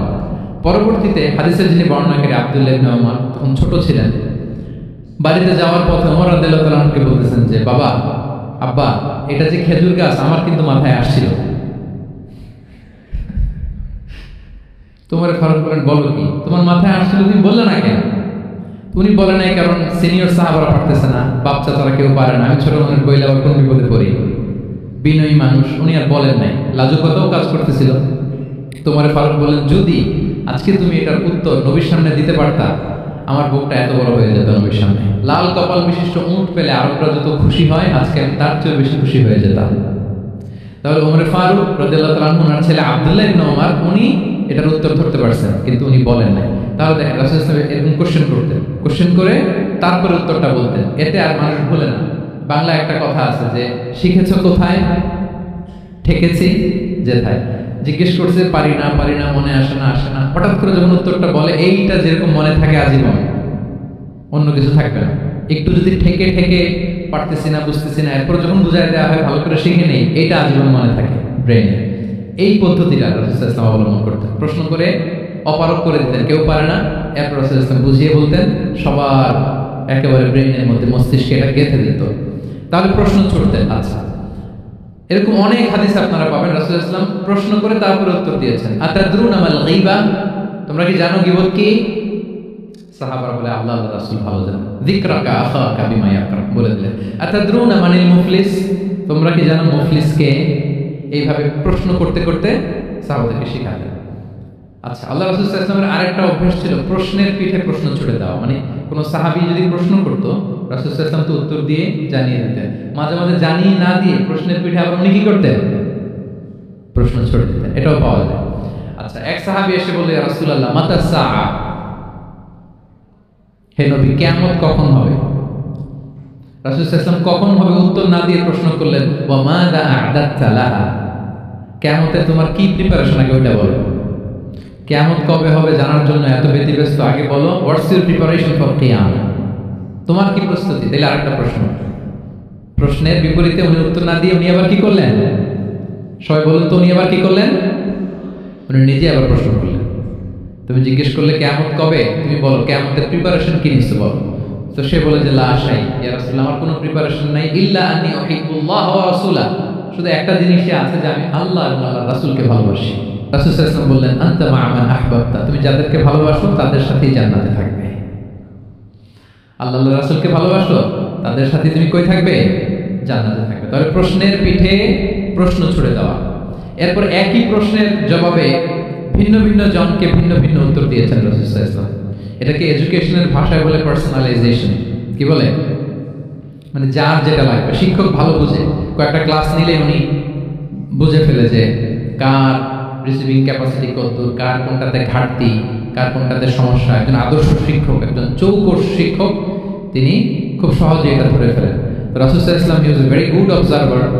তিনি বুঝে ফেলতেন যে কার কোনটায় ঘাটতি। ফলে একই প্রশ্নের উত্তর উনি এক একজনকে এক একভাবে দিতেন। কেন? Based on the need of the addressee, যার যেটা দরকার ওইটার উপর গুরুত্ব আরোপ করে, যার যেটাতে ঘাটতি আছে সেটাতে গুরুত্ব আরোপ করে তিনি এক একজনকে কি করতেন? এক এক রকম উত্তর। অনেক সাহাবারা এরকম প্রশ্ন করেছেন যে, আইয়ুল আ'মালি আফদাল ইয়া রাসূলুল্লাহ, সবচেয়ে শ্রেষ্ঠ আমল কোনটা? তিনি এক একজনকে এক একটা বলেছেন। কখনো বলেছেন যে আল্লাহর উপর ঈমান, আল ঈমানু বিল্লাহি ওয়াহদা। কাউকে বলেছেন যে আল জিহাদ ফি সাবিলিল্লাহ, কাউকে বলেছেন আস-সালাতু ফি ওয়াক্তিহা, অন টাইমে সালাত পড়া। তার মানে যার যেটাতে ঘাটতি ছিল। কাউকে বলেছেন বিররুল ওয়ালিদাইন, কারণ তিনি দেখেছেন তার সাথে তার মা বাবার সম্পর্কে একটু ঘাটতি আছে, তারা এটা বলবেন। কারণ সবগুলোই ভালো কাজ, সবগুলোই কি ভালো কাজ। তাহলে যার যেটাতে ঘাটতি আছে সেটাতে গুরুত্ব আরোপ করে, এটা রাসূল সাল্লাল্লাহু আলাইহি ওয়াসাল্লাম করেছেন। মাঝে মাঝে রাসূল সাল্লাল্লাহু আলাইহি ওয়াসাল্লাম সাহাবীদেরকে, মানে শিক্ষার্থীদেরকে উত্তর জানার জন্য ব্যাপকভাবে আগ্রহী করে তুলতেন। হ্যাঁ, এটাকে আরবিতে বলে তাশবিকুস সামিঈন ইলা মা'রিফাতিল জাওয়াব, উত্তর শোনানোর জন্য আগ্রহী করে তোলা। সেক্ষেত্রে মাঝে মাঝে তিনি একটা দুটো শব্দ ইউজ করতেন। কিরকম? যেমন আওয়ালা আদুল্লুকুম, অথবা আলা উখবিরুকুম, আমি কি তোমাদের বলবো না? এটা বললে সাহাবারা বলতেন, বলেন বলেন ইয়া রাসূলুল্লাহ, অবশ্যই বলবেন, বালা ইয়া রাসূলুল্লাহ। আওয়ালা উখবিরুকুম, আমি কি তোমাদের জানিয়ে দিব না? সাহাবারা বলতেন, ইয়া রাসূলুল্লাহ, অবশ্যই আপনি আমাদের জানিয়ে দিবেন। যেমন তিনি বললেন যে কেউ জান্নাতে যাবে না মুমিন হওয়া ছাড়া, কেউ ঈমানদার হতে পারবে না যতক্ষণ না একে অপরকে তোমরা ভালো না বাসো। তাহলে এটা গুরুত্বপূর্ণ বিষয়, একে অপরকে ভালো না বাসলে নাকি মুমিনই হওয়া যাবে না, আর মুমিন না হলে তো জান্নাতেই যাওয়া যাবে না। তখন রাসূল সাল্লাল্লাহু আলাইহি ওয়াসাল্লাম বললেন, আওয়ালা আদুল্লুকুম আলা শাইইন ইযা ফাআলতুমুহু তাহাবাবতুম, আমি কি তোমাদেরকে বলবো না এমন একটা আমলের কথা যেটা করলে তোমাদের পারস্পরিক হৃদ্যতা বাড়বে, ভালোবাসা বাড়বে? তখন তিনি বললেন, সেটা কি? আফশুস সালাম বাইনাকুম, তোমাদের মাঝে ব্যাপক সালামের প্রচলন প্রসারণ করো, সালামের প্রসার করো, একে অপরকে বেশি বেশি সালাম দাও। ব্যাপারটাকে এইভাবে প্রেজেন্ট না করে উনি যদি বলতেন সাহাবারা বেশি বেশি সালাম দিও, এটা সওয়াবের কাজ অনেক। এটা হচ্ছে একটা প্রেজেন্টেশন। আর একটা হচ্ছে এমন ভাবে এটাকে উপস্থাপন করা যে মুমিন না হলে জান্নাতে যাবা না, আর একে অপরকে ভালো না বাসলে মুমিন হতে পারবে না। তোমরা কি জানো কি করলে একে অপরের মধ্যে ভালোবাসা বাড়ে? এরপর রাসূল সাল্লাল্লাহু আলাইহি ওয়াসাল্লাম বলতেন যে সালাম দেওয়ার মাধ্যমে ভালোবাসা বাড়বে। একবার রাসূল সাল্লাল্লাহু আলাইহি ওয়াসাল্লাম বলেন, আলা উখবিরুকুম বিআফদালা মিন দারাজাতিস সিয়ামি ওয়াস সালাতি ওয়াস সাদাকা, আমি কি তোমাদের জানাবো না যে নামাজ, রোজা, সাদাকার চেয়েও বেশি ফজিলতের একটা আমল আছে, সেটা কি আমি কি তোমাদের জানাবো না? সাহাবারা বললেন, ক্বালু বালা ইয়া রাসূলুল্লাহ, হে আল্লাহর রাসূল অবশ্যই জানাবেন, অবশ্যই জানাবেন। কারণ নামাজের চেয়েও বেশি গুরুত্বপূর্ণ, সাদাকার চেয়েও বেশি গুরুত্বপূর্ণ, সিয়ামের চাইতেও বেশি গুরুত্বপূর্ণ আমল, সেটা কি? তখন রাসূল সাল্লাল্লাহু আলাইহি ওয়াসাল্লাম বললেন, সেটা হচ্ছে ইসলাহু যাতিল বাইন, বিবাদমান দুই গ্রুপকে মিলিয়ে দেয়া, বিবাদমান দুই ব্যক্তিকে মিলিয়ে দেয়া।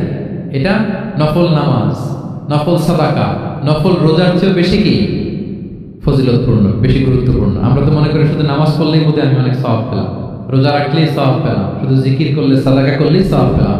কিন্তু রাসূল সাল্লাল্লাহু আলাইহি ওয়াসাল্লাম বলেন যে দুইজনের মধ্যে একটু মনোমালিন্য তুমি মিলিয়ে দাও, এটা এর চেয়েও বেশি সওয়াব। আল্লাহু আকবার। দুই গোষ্ঠীর মধ্যে দীর্ঘদিনের ঝগড়া মিলিয়ে দাও, এটা এর চেয়েও বেশি সওয়াবপূর্ণ।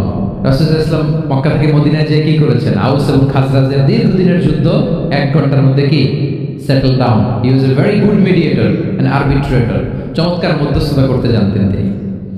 তাহলে এইভাবে উত্তর জানার জন্য শিক্ষার্থীদেরকে আগ্রহী করে তুলতেন। আচ্ছা, আরেকটা পদ্ধতি ছিল অবজারভেশন এন্ড কারেকশন। রাসূল সাল্লাল্লাহু আলাইহি ওয়াসাল্লাম, আমি আলোচনার শুরুতেই বলেছি, হি was a very good observer, চমৎকার পর্যবেক্ষণ করতেন এবং সংশোধন দিতেন। কে কি করছেন এটা খেয়াল রাখতেন, মানে চোখ কান খোলা রাখতেন। বাংলায় আমরা কি বলি? চোখ কান খোলা রাখা। মসজিদে নববীতে এরকম ভুরি ভুরি পাবেন যে রাসূল সাল্লাল্লাহু আলাইহি ওয়াসাল্লাম কে কি করতেছে অবজার্ভ করতেছে, ওইটার উপর বেস করে তাকে নাসিহা করতেছে। একটা বিখ্যাত হাদিস তো আপনারা জানেন, রাসূল সাল্লাল্লাহু আলাইহি ওয়াসাল্লাম বসা, এক বেদুইন আসলো, এসে তার উটটা মসজিদে নববীতে বাঁধলো, বেদে 2 রাকাত নামাজ পড়লো, নামাজ পড়ে হাত তুলে আল্লাহর কাছে দোয়া করে, ইয়া আল্লাহ আল্লাহুম্মা আরহামনি ওয়া মুহাম্মাদা ওয়া লা তারহাম মা'ানা আহাদা, মানে ও আল্লাহ তুমি শুধু আমারে রহম করো আর মুহাম্মদ সাল্লাল্লাহু আলাইহি ওয়াসাল্লামের রহম করো, আমাদের দুজনের সাথে আর কাউরে রহম করো না তুমি। বেদুইন তো কি, বেদুইন মরুপল্লীতে বসবাস। আদাবুদ দুআ, দ্য এটিকেটস অফ দোয়া, দোয়ার যে একটা আদব আছে, অন্যের জন্য দোয়া করলে যেটা নিজের লাভ, এগুলো তো জানে না। আল্লাহ তুমি আমারে মাফ করো, মুহাম্মদ সাল্লাল্লাহু আলাইহি ওয়াসাল্লামকে মাফ করো, আমাদের ছাড়া আর কাউরে মাফ করো না, কাউরে রহম করো না। এটা রাসূল সাল্লাল্লাহু আলাইহি ওয়াসাল্লাম দূর থেকে বসে বসে অবজার্ভ করছেন আর বললেন, হায় রে, লোকটা একটা প্রশস্ত জিনিসকে সংকীর্ণ বানায় ফেললো। গোটা বিশ্বের সবাই যদি আল্লাহ ক্ষমা করে, রহম করে, আল্লাহর রহমের দরিয়ায় কোনো ঘাটতি হবে বলেন তো? হবে? একটা প্রশস্ত বিষয়কে সে সংকীর্ণ করে ফেললো। এরপর কতটা সে বেদুইন, কি প্রকৃতির ছিল দেখেন। দোয়া টোয়া শেষে মসজিদে নববীর মাঝখানে বসে পেশাব করা আরম্ভ করছে। বিখ্যাত হাদিস জানেন, সবাই মারতে গেল, রাসূল সাল্লাল্লাহু আলাইহি ওয়াসাল্লাম থামালেন, বললেন পানি ঢেলে দাও, আর তাকে ডেকে বললেন, দেখো তুমি যে এখানে এই কাজটা করলা, প্রস্রাব করলা, এটা আমাদের এই মদিনার কমিউনিটির ইবাদতগাহ। এখানে এই কমিউনিটির লোকেরা নামাজ পড়ে, আল্লাহর জিকির করে, আল্লাহর কিতাব তেলাওয়াত করে, এটা কি ঠিক হলো তোমার? সে তো লজ্জায় অনুতপ্ত হয়ে কাঁচুমাচু। তাহলে এই যে অবজারভেশন করতেন এবং কারেকশন করতেন। আবার একদিন মসজিদে নববীতে বসা এক সাহাবী এসে নামাজ পড়লেন, নামাজ রাসূল সাল্লাল্লাহু আলাইহি ওয়াসাল্লাম দূর থেকে দেখতেছেন লোকটা কি করে। নামাজ পড়লো 2 রাকাত, পরে এসে নবীকে সালাম দিল। রাসূল সাল্লাল্লাহু আলাইহি ওয়াসাল্লাম সালামের উত্তর দিয়ে বললেন, ইরজি' ফাসাল্লি ফাইন্নাকা লাম তুসাল্লি, যাও আবার পড়ো, কারণ তুমি নামাজ পড়ো নাই, মানে নামাজটা ঠিকমতো হয় না, ইউ ডিডন্ট অফার ইউর সালাহ in a correct way, proper manner.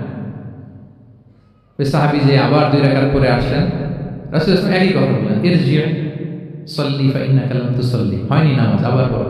আবার পরে আসলেন, আবার একই কথা। এখন 3 বার পড়ার পরও যখন হয় না, বেচারা ভাবলেন আবার যে বললে তো একই হবে, আমি তো এটাই জানি। তিনি বললেন, মা উহসিনু গায়রাহ, ইয়া রাসূল, এর চেয়ে ভালো আমি আর পারি না, ফাআল্লিমনি ইয়া রাসূলুল্লাহ, হে নবী আমাকে একটু শিখিয়ে দেন কিভাবে পড়ব। রাসূল সাল্লাল্লাহু আলাইহি ওয়াসাল্লাম বললেন, যখন নামাজে দাঁড়াবে, আল্লাহু আকবার বলে দাঁড়াবে, এরপর কোরআন থেকে যা সহজ লাগে পড়বে, তাড়াহুড়ো করবে না। কি করবে না? সবাই বলেন, কি করবে না? নামাজে কোনো তাড়াহুড়ো নাই, নো রাশিং ইন সালাহ, নো হ্যাস্টিনেস ইন সালাহ। নামাজে আমরা খুব তাড়াহুড়ো করি, এটা নামাজের যে প্রাণ, সালাতের প্রাণকে, রূহকে নষ্ট করে দেয়। যখন রুকুতে যাবে, স্ট্রেইট ফরওয়ার্ড রুকু করবে, হাত্তা তাতমাইন্না রাকিআন। রাসূল সাল্লাল্লাহু আলাইহি ওয়াসাল্লামের রুকুর পিঠটা ছিল একেবারে স্ট্রেইট, এই টেবিলটা যেরকম স্ট্রেইট, এরকম স্ট্রেইট। লাউ সাব্বা আলাইহিল মা লাস্তাকার, পানি ভর্তি একটা বোতল যদি রাসূল সাল্লাল্লাহু আলাইহি ওয়াসাল্লামের রুকু দেয়া পিঠের উপর রাখতো, পানিটাও পড়তো না, বোতলটাও পড়তো না, স্ট্রেইট। এরকম উদাহরণ দিয়ে সাহাবারা বলতেন যে এত স্ট্রেইট রুকুর পিঠ যে পানি ভর্তি গ্লাস রাখলে পানিটাও কাঁপবে না, বোতলটাও পড়বে না। রাসূল সাল্লাল্লাহু আলাইহি ওয়াসাল্লাম বলতেন সবচেয়ে বড় চোর যারা নামাজে চুরি করে। সাহাবারা বললেন এটা আবার কিভাবে? তিনি বললেন লা ইউতিম্মু রুকুআহু ওয়া সুজুদা, তারা নামাজের চোর যারা রুকু সিজদা ঠিকমতো করে না। তো বললেন যে রুকু থেকে আবার স্ট্রেট হয়ে দাঁড়াবে, যখন সিজদায় যাবে ইতমিনানের সাথে, উইথ রিল্যাক্সেশন। নামাজের মধ্যে কি থাকবে? রিল্যাক্সেশন থাকবে। যখন বললেন যে এই এক রাকাত যেমনি তোমাকে শিখালাম সব নামাজ তুমি এইভাবে পড়বা, উইথ রিল্যাক্সেশন, নো রাশিং, তখন সাহাবী শিখে গেলেন। তাহলে এই যে অবজারভেশন এন্ড কারেকশন, দেখতেন হোয়াটস গোয়িং অন অ্যারাউন্ড, কি হচ্ছে, ভুল হলেই শুধরে দিতেন। হজের দিন উনি ওটের সামনে বসা, পেছনে ফদল ইবনে আব্বাস রাদিয়াল্লাহু তাআলা, আব্দুল্লাহ ইবনে আব্বাসের ভাই, রাসূল সাল্লাল্লাহু আলাইহি ওয়াসাল্লামের কাজিন, রাসূল সাল্লাল্লাহু আলাইহি ওয়াসাল্লামের কি কাজিন। তো রাসূল সাল্লাল্লাহু আলাইহি ওয়াসাল্লাম বিভিন্ন মাসআলার উত্তর দিচ্ছেন। কি করতেছেন? মাসআলার উত্তর দিচ্ছেন। রাসূল সাল্লাল্লাহু আলাইহি ওয়াসাল্লাম হজ করেছিলেন কয়টা বলেন তো দেখি, কে জানে? হ্যাঁ, মাত্র একটা করছে। ঠিকঠাক আছে তো উত্তর? সবাই বলেন কয়টা হজ করেছিলেন?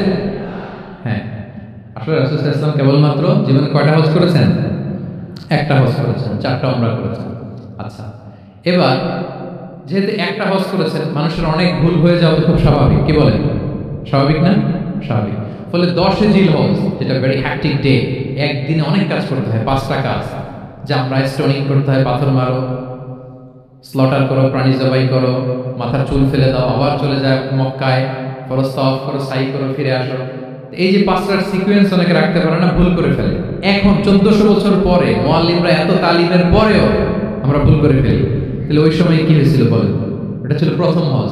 রাসূল সাল্লাল্লাহু আলাইহি ওয়াসাল্লাম যারা আজকে তো অনেক ভুল করবে, তিনি আকাবা, মিনার পাশে আকাবার এখানে হেল্পলাইন সার্ভিস চালু করছে, মানে নিজে দাঁড়ায় আছে, কার কি ভুল হয় জিজ্ঞেস করলে মাসালা বলে দেবে। সুবহানাল্লাহ। তো এসে একজন বলে যে রাসূলুল্লাহ, আমি তো ওই আগে কুরবানি পরে চুল কাটা, আমি আগে চুল কেটে ফেলছি। রাসূল সাল্লাল্লাহু আলাইহি ওয়াসাল্লাম বলে ইফআল ওয়ালা হারাজ, ওকে কোনো সমস্যা নেই, যাও। আরেকজন এসে বলে আমি তো আগে এটা করছি। ওইদিন যাই নবীকে জিজ্ঞেস করা হয়েছে, নবী সাল্লাল্লাহু আলাইহি ওয়াসাল্লাম ফ্লেক্সিবিলিটি দিয়ে দিয়েছে, বলে কর, অসুবিধা নেই। তো ওই যে দাঁড়িয়ে তিনি মাসালা বলতেছেন, পেছনে ছিল ফদল ইবনে আব্বাস, ছোট ছোট সাহাবী, তরুণ। তো খাসাআন গোত্রের এক নারী আসছিল একটা মাসালা জিজ্ঞেস করতে, and she was a very beautiful lady, বেশ সুন্দরী ছিল। তো এসে রাসূল সাল্লাল্লাহু আলাইহি ওয়াসাল্লামকে যখন প্রশ্ন করতেছে, ফদল ইবনে আব্বাসের নারীর দিকে তাকায় আছে, এবং ওই নারীও ফদল ইবনে আব্বাসের দিকে তাকায় আছে। রাসূল সাল্লাল্লাহু আলাইহি ওয়াসাল্লাম উত্তরও দিচ্ছেন, আবার খেয়াল করতেছেন যে চোখাচোখি হয়ে যাচ্ছে। যখন তিনি অবজার্ভ করলেন যে ফদল ইজ ক্রসিং দ্য লিমিট, একবার চোখ পড়তে পারে, তারপর তো নামিয়ে ফেলতে হবে, সে যখন তাকিয়ে আছে, নারীও তাকিয়ে আছে, তখন রাসূল সাল্লাল্লাহু আলাইহি ওয়াসাল্লাম কি করলেন? ওয়াজআলা নবী সাল্লাল্লাহু আলাইহি ওয়াসাল্লাম ইয়াসরিফু ওয়াজহাল ফাদলি ইলা শিক্কিল আখার, সাথে সাথে ফদলকে বললেন, ফদল ওইদিকে না, এইদিকে তাকাও। এটা সরাসরি হাদিসের অনুবাদ করে শোনাচ্ছি, আমার পক্ষ থেকে না, আমি বুখারীর হাদিস। ফাজআলা ইয়াসরিফু ওয়াজহাল ফাদলি, ফদল ইবনে আব্বাসের চেহারাটা রাসূল সাল্লাল্লাহু আলাইহি ওয়াসাল্লাম ঘুরিয়ে ফেললেন যে ফদল ওইদিকে তাকানো যাবে না, এদিকে তাকাও। ফদল রাদিয়াল্লাহু তাআলা আনহু নিজেকে সামনে নিল। এই যে this is the point, observation. এটা কি বলে? Observation and correction. রাসূল Islam he was a very good observer, what's going on around, কি চলতেছে সব দিকে চোখ কান খোলা। বাংলা কি বলে?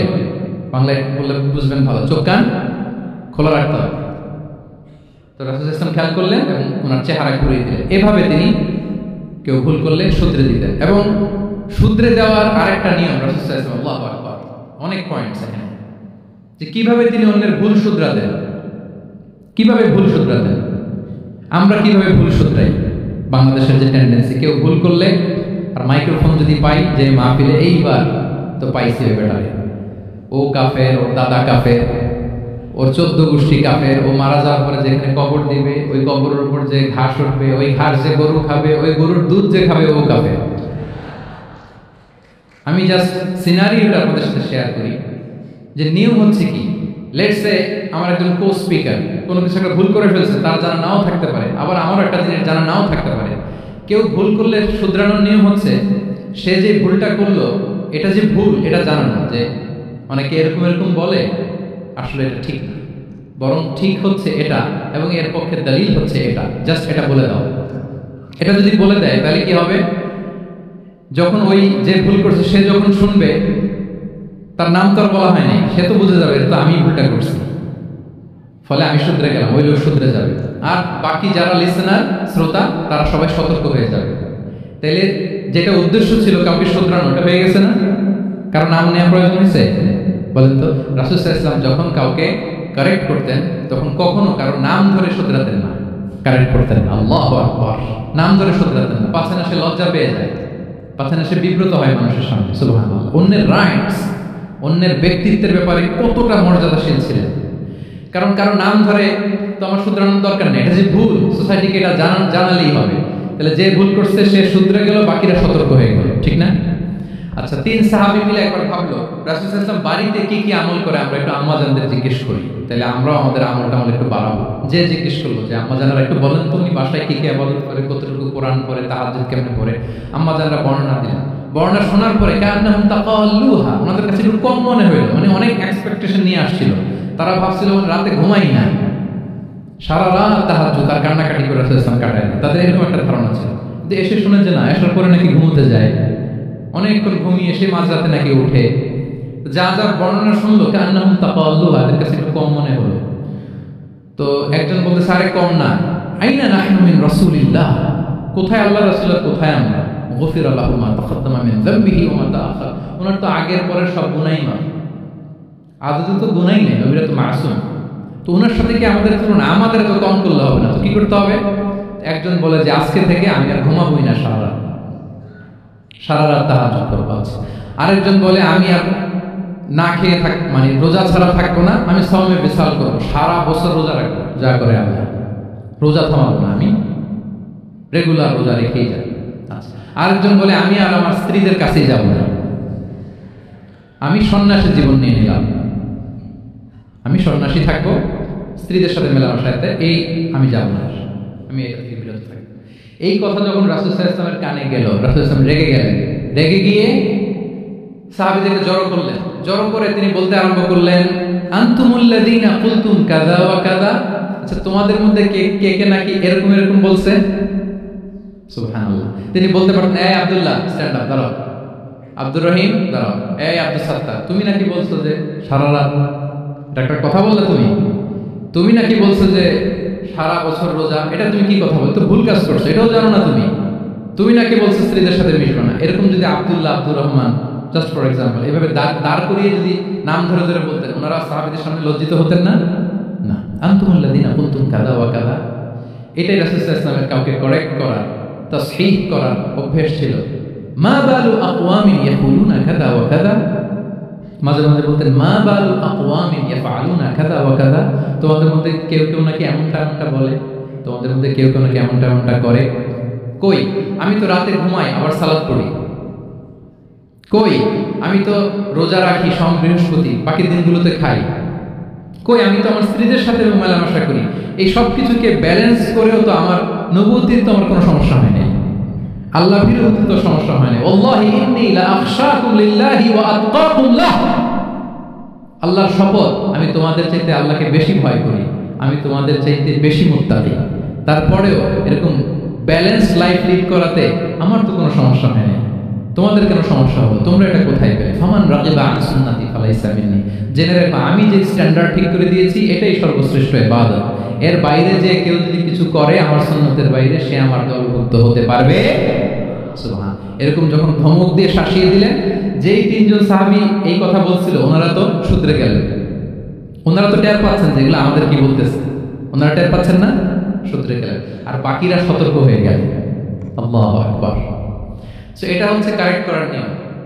এখন আমরা কি করি, কেউ একটা ভুল করলে তখন তাকে ধরি, তার 14 পুরুষ নিয়ে কথা বলি, তার ব্যাপারে যদি আমার কোনো তিক্ত অভিজ্ঞতা থাকে, ঝাল মেটানোর একটা সুযোগ পাইলাম, আমি ঝাল মেটাই, তাকে ছোট করি, হেয় করি, হেন কোনো কথা নাই যে আমি বলি না।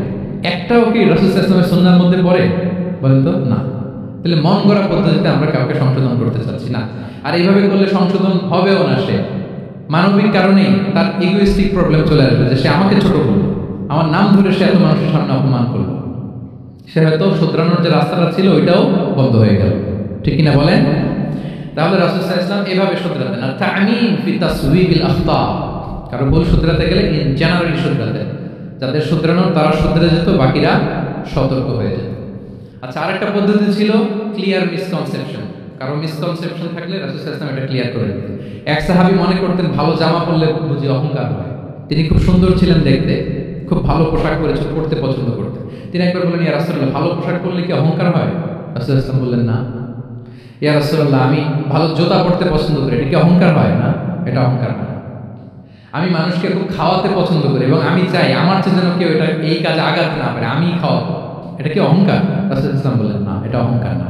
অহংকার হচ্ছে আল কিবরু বাতারুল হাক্কি ওয়া গামদুন নাস। অহংকার হচ্ছে সত্যকে প্রত্যাখ্যান করা আর মানুষকে তুচ্ছ-তাচ্ছিল্য করা। সুবহানাল্লাহ। তাহলে এই যে মিসকনসেপশন, সে ভাবছে ভালো পোশাক পরলে এটা অহংকার হয়ে যায়, ভালো জামা পরলে অহংকার হয়ে যায়, এগুলো তো অহংকার হয় না, বরং অহংকার হয় সত্যকে প্রত্যাখ্যান করলে আর মানুষকে তুচ্ছ-তাচ্ছিল্য করলে। তাহলে এই যে মিসকনসেপশন ইন দ্য সোসাইটি, এটাকে তিনি ক্লিয়ার করে দিতেন।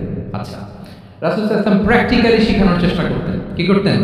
প্র্যাকটিক্যালি, যেটাকে প্রায়োগিক শিক্ষা, ব্যবহারিক শিক্ষা। ওযু করে দেখাতেন, এইভাবে ওযু করতে হয়। সালাত পড়ে দেখাতেন, সল্লু কামা রাআইতুমুনি উসাল্লি। সালাত তো হচ্ছে আমাল আল মুতাওয়ারাস, এই উম্মার অবিচ্ছিন্ন কর্মধারা। সালাত জিবরিল আলাইহিস সালামকে শিখিয়েছেন আল্লাহ, রাসূল সাল্লাল্লাহু আলাইহি ওয়াসাল্লামকে শিখিয়েছেন জিবরিল আলাইহিস সালাম, রাসূল সাল্লাল্লাহু আলাইহি ওয়াসাল্লাম শিখিয়েছেন সাহাবীদের। এইভাবে অবিচ্ছিন্ন কর্মধারা, আরবিতে বলে আল আমাল আল মুতাওয়ারাস। এবং রাসূল সাল্লাল্লাহু আলাইহি ওয়াসাল্লাম বলতেন, সল্লু কামা রাআইতুমুনি উসাল্লি, আমাকে যেমনি সালাত পড়তে দেখো এইভাবে পড়ো। হজের ক্ষেত্রে বলেছেন, খুযু আন্নী মানাসিকাকুম, হজের বিধানকে দেখে নাও। একবারই তো হজ করেছেন, হাতে কলমে প্র্যাকটিক্যাল গাইডলাইন দিয়ে শিখিয়েছেন। এবং সাহাবারা ভুল করে কিনা মাঝে মাঝে শুনতেন, যেটাকে আরবিতে বলে কিরাআতুত তিলমিজ আলা শাইখ। আব্দুল্লাহ ইবনে মাসউদ রাদিয়াল্লাহু তাআলা আনহু কে রাসূল সাল্লাল্লাহু আলাইহি ওয়াসাল্লাম একবার বললেন, আব্দুল্লাহ একটু তেলাওয়াত করো তো। তিনি বললেন, আকরাউ আলাইকা ওয়া আলাইকা উনজিল, হে নবী, আমি আপনার সামনে দাঁড়ায় তেলাওয়াত করব, আপনার উপর কোরআন নাযিল হয়।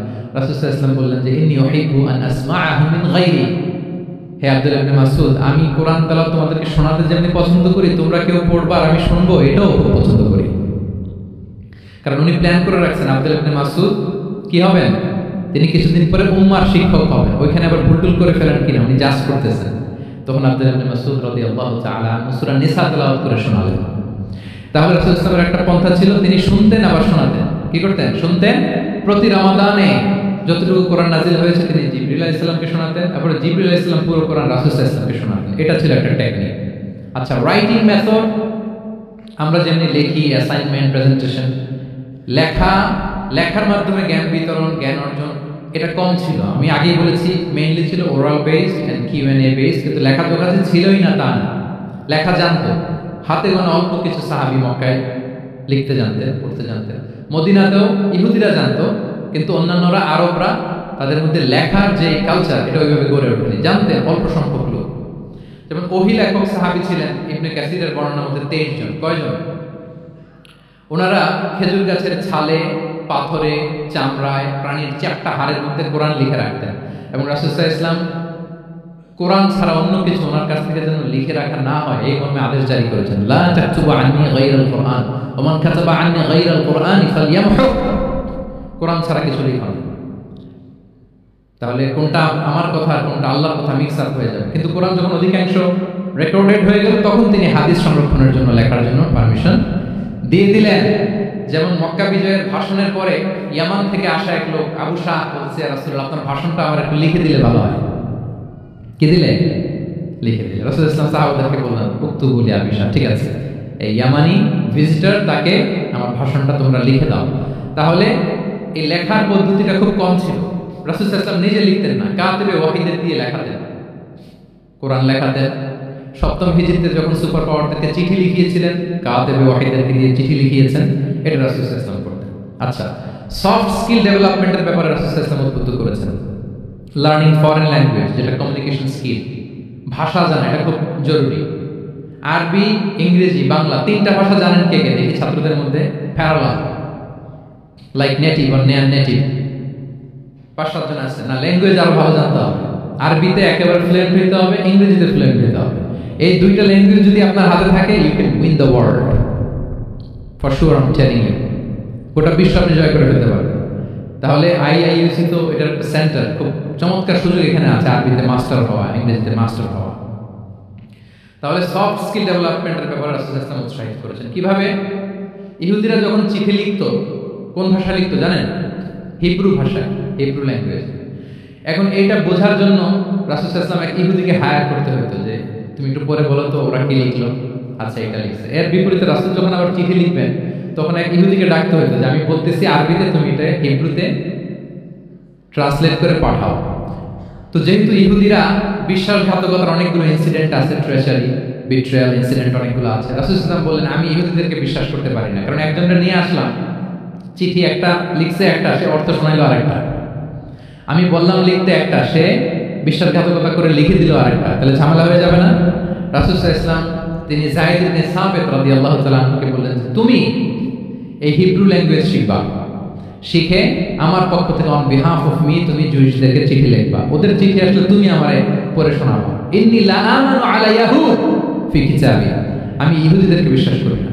রাসূল সাল্লাল্লাহু আলাইহি ওয়াসাল্লাম যখন ওনাকে অ্যাসাইন করলেন এবং দোয়া করলেন, রাসূল সাল্লাল্লাহু আলাইহি ওয়াসাল্লামের দোয়ার বরকতে উনি বলেন যে 15 দিন যেতে না যেতে I became master in Hebrew within 15 days. 15 দিন যেতে না যেতে আমি হিব্রু ভাষায় পণ্ডিত হয়ে গেলাম। এরপর থেকে যত চিঠি ইহুদিদের কাছে লেখা প্রয়োজন হতো আমি যায়েদ ইবনে সাবিত লিখে দিতাম, এবং হিব্রুতে চিঠি আসলে আমি অনুবাদ করে দিতাম। তাহলে দেখেন রাসূল সাল্লাল্লাহু আলাইহি ওয়াসাল্লাম কিন্তু এই কমিউনিকেশন স্কিল ডেভেলপমেন্ট করার জন্য, যেটাকে সফট স্কিল আমরা বলি, ইন্সপায়ার করেছেন না? তাহলে ল্যাঙ্গুয়েজ শিখবেন আপনারা, কি বলেন? শুধু আরবি ইংরেজি না, পারলে জাপানিজও শিখেন, চাইনিজও শিখেন, অনেক কাজে লাগবে। At least Arabic and English ইনশাআল্লাহ বলেন। সবাই বলেন নাই? মাশাআল্লাহ তাবারাকাল্লাহ। রিজনিং, মারিফাতুল ইল্লাহ, শুধু একটা লিগ্যাল অপিনিয়ন জানিয়ে রাসূল ক্ষান্ত হতেন না, কেন এটা হালাল কেন হারাম, রিজনিং শিখিয়েছেন তিনি। এটা দীর্ঘ আলোচনা, ফিকহের আলোচনা, ওইদিকে যাব না, জাস্ট বলে রাখলাম পয়েন্টগুলো। ইমোশনাল ইন্টেলিজেন্স তিনি ইউজ করেছেন শিক্ষাদানের ক্ষেত্রে, অর্থাৎ আবেগ অনুভূতিকে নাড়িয়ে দিয়ে ছাত্রকে ইমোশনাল বানিয়ে তারপরে মেসেজ দেয়া। সুবহানাল্লাহ ওয়া বিহামদিহি। এক যুবক এসে বললেন ইয়া রাসূলুল্লাহ ইদান লি বিজিনা, হে নবী আপনি আমাকে জিনার অনুমতি দিন, জিনার অনুমতি দিন। ফাআকবালাল কওম আলাইহি ফাসাজারুহু মাহমা, সাহাবারা ধমকাতে লাগলেন বেয়াদব, লজ্জা শরমের মাথা খেয়ে কি বলো এগুলো তুমি নবীর সামনে, জিনার অনুমতি দাও। ওয়ালা তাকরাবুজ জিনা, আল্লাহ বলেন জিনার কাছেও যেও না, ব্যভিচারের কাছেও যেও না। তুমি নবীর সামনে এসে এই পাপের অনুমতি চাও? রাসূল সাল্লাল্লাহু আলাইহি ওয়াসাল্লাম কিছু বললেন। একটু পরে যুবককে ডেকে বললেন আতুহিব্বুহু লিবনাতিক, আচ্ছা তুমি যে জিনার অনুমতি চাইলে তোমার কন্যার সাথে কেউ এরকম আচরণ করুক, এটাকে তুমি পছন্দ করবে? সে বলল লা ইয়া রাসূলুল্লাহ, কেউই পছন্দ করবে না। আচ্ছা আতুহিব্বুহু লি উম্মি, তোমার মায়ের সাথে কেউ অপকর্ম করবে, এটা তুমি পছন্দ করবে? লা ইয়া রাসূলুল্লাহ না। আতুহিব্বুহু লি উখতি, তোমার বোনের সাথে কেউ এই কাজ করবে, তুমি পছন্দ করবে? সে বলে না। ঠিক তখন রাসূল সাল্লাল্লাহু আলাইহি ওয়াসাল্লাম বললেন তুমি যে এই কাজের অনুমতি চাইলে, যার সাথে তুমি জিনায় লিপ্ত হবে সে তো কারো না কারো মা, কারো না কারো বোন, কারো না কারো আদরের কন্যা, তাহলে কিভাবে তুমি এটা করতে চাও? যুবক লজ্জিত হয়ে গেল, এত লজ্জিত হলো, রাবি বলতেছে ফালাম ইয়াকুন বা'দা যালিকাল ফাতা ইয়ালতাফিতু ইলা শাই, ওই রাবি বলতেছে এরপরে কোনোদিন এই যুবকরা ডানে বায়ে তাকাতেও দেখেনি, স্ট্রেইট হাঁটতো। সুবহানাল্লাহ। রাসূল সাল্লাল্লাহু আলাইহি ওয়াসাল্লাম দোয়া করেছিলেন তার জন্য, আল্লাহুম্মা গফির যামবা ওয়া তাহহির কলবা ওয়া হাসসিন ফারজা, আল্লাহ তুমি তার গুনাহ মোচন করো, পাপ মোচন করো, আল্লাহ তুমি তার অন্তরকে পরিশুদ্ধ করো, আল্লাহ তুমি তার চরিত্রকে নিষ্কলুষ করে দাও। নবীর দোয়ার বরকতে চিরজীবনের জন্য নিষ্কলুষ পবিত্র তিনি হয়ে গেছেন। তাহলে দেখেন তাকে অন্যভাবে বুঝাইলে হয়তো কাজ হতো না, যখন তার নিজের উপর দিয়ে বোঝানো হলো। তোমার বোনের সাথে যদি হয়, তোমার মেয়ের সাথে যদি কেউ এটা করে, তুমি মেনে নিতে পারবা? এটাকে বলে ইমোশনাল ইন্টেলিজেন্সকে কাজে লাগিয়ে মানুষের আবেগ অনুভূতিকে নাড়িয়ে দিয়ে, teaching by touching the heart, teaching by touching the emotions. ওটা ইবনে আবি সালামা তিনি বলেন একবার রাসূল সাল্লাল্লাহু আলাইহি ওয়াসাল্লামের কোলে বসে, ছোটবেলায় কোলে বসার সৌভাগ্য আমার হয়েছে, এবং আমাদেরকে খাবার দেয়া হলো, তিনি ছোট মানুষ একবার এদিক থেকে খায় ওদিক থেকে খায়। রাসূল সাল্লাল্লাহু আলাইহি ওয়াসাল্লাম বলেন ইয়া গুলাম, হে শিশু, সাম্মিল্লাহ, বিসমিল্লাহ বলো, ওকুল বিয়ামিনি, বা হাতে না ডান হাতে খাও। দেখেন ছোটদেরকে কিভাবে শেখাচ্ছে, তারবিয়া, চাইল্ড তারবিয়া। ওয়াকুল মিম্মা ইয়ালি, তোমার সামনে যেটা আছে ওটা খাও, এদিক থেকে ওদিক থেকে চারদিক থেকে নিও না। রাবি বলেন যে ফামা যালাত তিলকা তু'মাতু বা'দু, উনি বলতেছেন এরপর থেকে আজীবন আমার খাওয়ার স্টাইল এটাই হয়ে গেছে। নবীর ওই কথা আমার কানে ঘন্টার মতো বাজে। খাওয়া শুরু করলে আগে বিসমিল্লাহ বলি, ডান হাত দিয়ে নিই, আর আমার সামনে যেটা আছে ওটা থেকে খাওয়া শুরু করি। দেখেন চারিতারি কিভাবে করতেন। তাহলে এটিকেটস অফ হ্যাভিং ফুড কিভাবে খাবে রাসূল ইসলাম শিখালেন।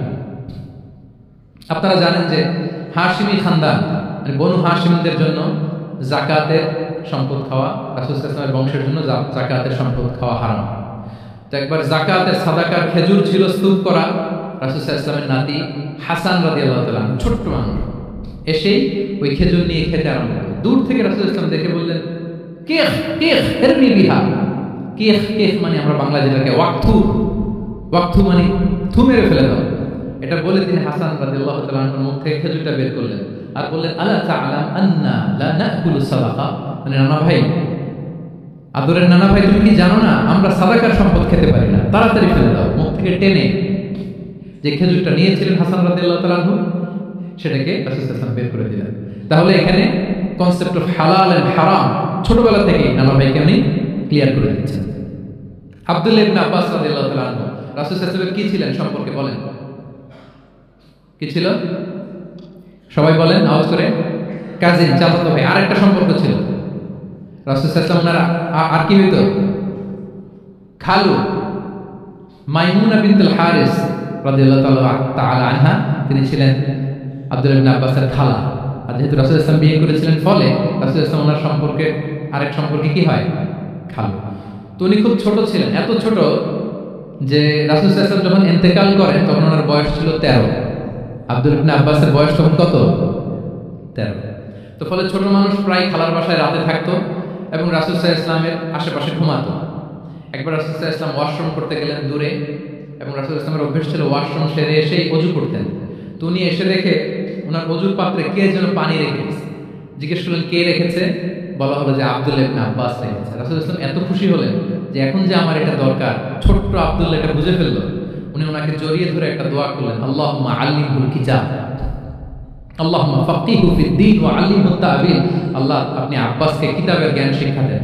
এবং এই দোয়ার বরকতে উনি রাইসুল মুফাসসিরিন হয়েছেন। পৃথিবীতে যত মুফাসসির আসবে সব মুফাসসিরদের সম্রাট হচ্ছে আব্দুল্লাহ ইবনে আব্বাস রাদিয়াল্লাহু তাআলা। আচ্ছা, উনি কি শিখাতেন, কিভাবে শিখাতেন? তাহাজ্জুদের সময় রাসূল সাল্লাল্লাহু আলাইহি ওয়াসাল্লাম নামাজে দাঁড়ালেন, আব্দুল্লাহ ইবনে আব্বাস এসে রাসূল সাল্লাল্লাহু আলাইহি ওয়াসাল্লামের বাম দিকে দাঁড়ালেন। ছোট মানুষ ভাবছে আমিও যাই নামাজ পড়ি। আচ্ছা বলেন তো, যদি দুইজন হয় নামাজে, একজন ইমাম আর একজন মুসল্লি, মুসল্লি ইমামের কোন দিকে দাঁড়াবে? কিন্তু আব্দুল্লাহ ইবনে আব্বাস দাঁড়াইছে কোন দিকে? বাম দিকে, কারণ উনি ব্যাপারটা জানেন না। তখন রাসূল সাল্লাল্লাহু আলাইহি ওয়াসাল্লাম কি করলেন? হাত দিয়ে টেনে পিছন দিয়ে এনে ডান দিকে নিয়ে আসলেন। তাহলে রুলিংস অফ সালাত, সালাতের সুন্নাহ কি, কিভাবে দাঁড়াতে হবে, এটা তিনি শিখালেন ছোট্ট আব্বাসকে, আব্দুল্লাহ ইবনে আব্বাসকে। এরকম অসংখ্য হাদিস আপনি সিরাতের পরতে পরতে, হাদিসের পরতে পরতে পাবেন যে বাচ্চাদেরকে, শুধু যে যুবকদেরকে, তরুণদেরকে রাসূল সাল্লাল্লাহু আলাইহি ওয়াসাল্লাম শিখিয়েছেন এমনটা না, বরং শিশুদেরকেও শিখিয়েছেন। এইভাবে রাসূল সাল্লাল্লাহু আলাইহি ওয়াসাল্লাম এমন এক শিক্ষা পদ্ধতি আমাদের জন্য উপহার দিয়েছেন যেটার মধ্য দিয়ে তিনি শ্রেষ্ঠতম প্রজন্ম, the best generation ever on আর্থ, যেটা আমি শুরুতে বলেছি, এবং তার ধারাবাহিকতা এর পরের প্রজন্মকেও শ্রেষ্ঠ প্রজন্ম বলা হয়েছে। এর পরের প্রজন্ম তিনটা জেনারেশন এই শিক্ষা, এই ওহীর জ্ঞানের শিক্ষার ছোঁয়ায় তারা শ্রেষ্ঠ প্রজন্ম হয়েছে রাসূল সাল্লাল্লাহু আলাইহি ওয়াসাল্লামের এই শিক্ষা পদ্ধতির মধ্য দিয়ে। আমরা যদি সামারি করি যে রাসূল সাল্লাল্লাহু আলাইহি ওয়াসাল্লামের শিক্ষা পদ্ধতিটা কেমন ছিল, তাহলে বলতে হবে যে এটা উৎসাহমূলক ছিল, আশাব্যঞ্জক, কনফিডেন্ট বাড়ায়, ইন্সপায়ারিং ছিল। এটা কল্যাণকামিতায় ভরপুর ছিল, ওয়েল উইশিং ছিল। আমরা যেমনি কারো কথা শুনেই তার উত্তর দেই বা মাসালা বলে দেই, এরকম না। ইংরেজিতে এটাকে বলে এমপ্যাথেটিক। এমপ্যাথেটিক মানে খুব বেশি সুবিবেচক। He not only listen to the suffering of others, he use to feel it. তিনি ফিল করতেন। একজন এসে বলতেছে যে আমার এই সমস্যা, এই সমস্যা, এটা এখন আমি কি করবো? আমি জাস্ট বললাম এটা ইসলামী সমাধান এইটা, এটা হচ্ছে এক। রাসূল ইসলাম এরকম না, যে বলতেছে তার কষ্টটা তিনি ফিল করার চেষ্টা করতেন, ফিল করে তখন তাকে গাইডলাইন দিতেন। এটাকে বলে এমপ্যাথেটিক, ওয়েল উইশিং ম্যানারে, কল্যাণকামিতায় ভরপুর ছিল তার শিক্ষাদান পদ্ধতি। পরামর্শমূলক ছিল, যেখানে মেন্টরিং ছিল, কাউন্সেলিং ছিল। মানে শুধু টিচার হলে এটার আউটপুট একটা, কিন্তু if you work like a mentor, আপনি আপনার শিক্ষার্থীদেরকে মেন্টরিং করতেছেন, তাদেরকে কাউন্সেলিং করতেছেন, এটার আউটপুট হবে অন্যরকম। রাসূল সাল্লাল্লাহু আলাইহি ওয়াসাল্লাম he worked as a mentor and counsellor for the সাহাবা। সুবহানাল্লাহ। রাসূল সাল্লাল্লাহু আলাইহি ওয়াসাল্লামের দেওয়া শিক্ষাটা ছিল বেসিক্যালি অ্যাডভাইজারি। আমরা মাঝে মাঝে অ্যাডভাইজারি নিয়ে দেখবেন বড় বড় নেতা লক্ষ লক্ষ টাকা বেতন দিয়ে অনেক বড় বড় উপদেষ্টা রাখে, তারা বিভিন্ন ধরনের অ্যাডভাইস দেয়। রাসূল সাল্লাল্লাহু আলাইহি ওয়াসাল্লাম এই সার্ভিসটা সাহাবাদেরকে দিতেন। ওনার শিক্ষাটা ছিল অংশগ্রহণমূলক, মানে এঙ্গেজমেন্ট ছিল। একতরফা আমি বলে গেলাম অথবা একতরফা ওরা বলে গেল, এরকম না। জিজ্ঞেস করতেন, শুনতেন, শোনাতেন, প্রশ্ন করতেন, প্রশ্নের পিঠে প্রশ্ন ছুড়ে দিতেন। ইন্টারেক্টিভ ছিল, পার্টিসিপেটরি ছিল, অংশগ্রহণমূলক। এটাকে আমরা মানে ক্লাসিক স্কলাররা যেটাকে বলে সহবা, কি বলে? আমরা বলি না যে সহবতের বড় প্রয়োজন? রাসূল সাল্লাল্লাহু আলাইহি ওয়াসাল্লামের সহবতে মূলত ওনারা নলেজ অর্জন করেছেন, পার্টিসিপেটরি ছিল, এঙ্গেজমেন্ট ছিল। এবং আমরা উল্লেখ করেছি যে Q&A বেস ছিল, প্রশ্নোত্তরমূলক, ওরাল ছিল, যৌক্তিক ছিল, রেশনাল, রিজনিং শিখাতেন। কেন এটা হালাল, কেন হারাম, কেন এটা ডুজ এন্ড কেন এটা ডোন্টস, এটা রাসূল সাল্লাল্লাহু আলাইহি ওয়াসাল্লাম বলেছেন। এবং he used to prioritise the youth in training and grooming. বিশেষ করে বয়স্ক সাহাবাদের থেকে যুবকদেরকে বেশি প্রায়োরিটি দিতেন তালিমের ক্ষেত্রে, তারবিয়ার ক্ষেত্রে, কারণ তারাই উম্মাহকে লিড দেবে। তারাই কি উম্মাহকে লিড দেবে। এই যে এখানে যারা বসে আছেন, আমার তো মনে হয় বয়স 25 থেকে 30, এর আগেই বেশিরভাগ। সো আপনাদেরকে লিড দিতে হবে আগামী বাংলাদেশে, ঠিক কি না? এই জন্য রাসূল ইসলাম বাছাই করে করে কোন সাহাবী কি ধরনের যোগ্যতা আছে এবং ইসলামের জন্য এটা কিভাবে কাজে লাগতে পারে, ওইভাবে সাহাবীদেরকে তিনি গাইড করতেন। এবং সেটার ফলাফল তো আমরা দেখেছি, খায়রুল কুরুনি কারনি সুম্মা আল্লাযীনা ইয়ালুনাহুম সুম্মা আল্লাযীনা ইয়ালুনাহুম। এই ওহীর জ্ঞানের স্পর্শে, এই শিক্ষার, এই তালিমের স্পর্শে তারা শ্রেষ্ঠ প্রজন্ম হয়েছেন। এবং তারপরের প্রজন্ম, তিনটা প্রজন্মকে তিনি শ্রেষ্ঠ প্রজন্ম বলে ঘোষণা দিয়েছেন। আমি আর দীর্ঘায়িত করব না। আমরা যদি রাসূল সাল্লাল্লাহু আলাইহি ওয়াসাল্লামের আনিত এই শিক্ষা পদ্ধতি আমাদের শিক্ষা ব্যবস্থার মধ্যে ইনক্লুড করতে পারি, তাহলে আমরাও আমাদের প্রজন্মকে এরকম শ্রেষ্ঠ প্রজন্ম হিসেবে গড়ে তুলতে পারবো ইনশাআল্লাহ বিইذنিল্লাহ। আওয়াজ করে সবাই পড়ে ইনশাআল্লাহ বিইذنিল্লাহ। আমি সবাইকে আবারও অন্তরের অন্তঃস্থল থেকে শুকরিয়া জানাই। Discourse on prophetic teaching methodology এই শিরোনামের আলোচনা প্রায় 1.5 ঘন্টা যাবত খুব মনোযোগের সাথে আপনারা শুনেছেন। আল্লাহ তাআলা আপনাদের সবাইকে কবুল করুন, আপনাদেরকে ভালো রাখুন, ঈমানের সাথে রাখুন। আমি অথরিটিকে আবারও অন্তরের অন্তঃস্থল থেকে ধন্যবাদ এবং মোবারকবাদ জানিয়ে আমার এই সংক্ষিপ্ত আলোচনা এখানেই শেষ করছি। হাদা মা ইনদি ওয়াল ইলমু ইনদাল্লাহি আলাইহি তাওয়াক্কালতু ওয়া ইলাইহি উনীব। আসসালামু আলাইকুম ওয়া রাহমাতুল্লাহি ওয়া বারাকাতুহু।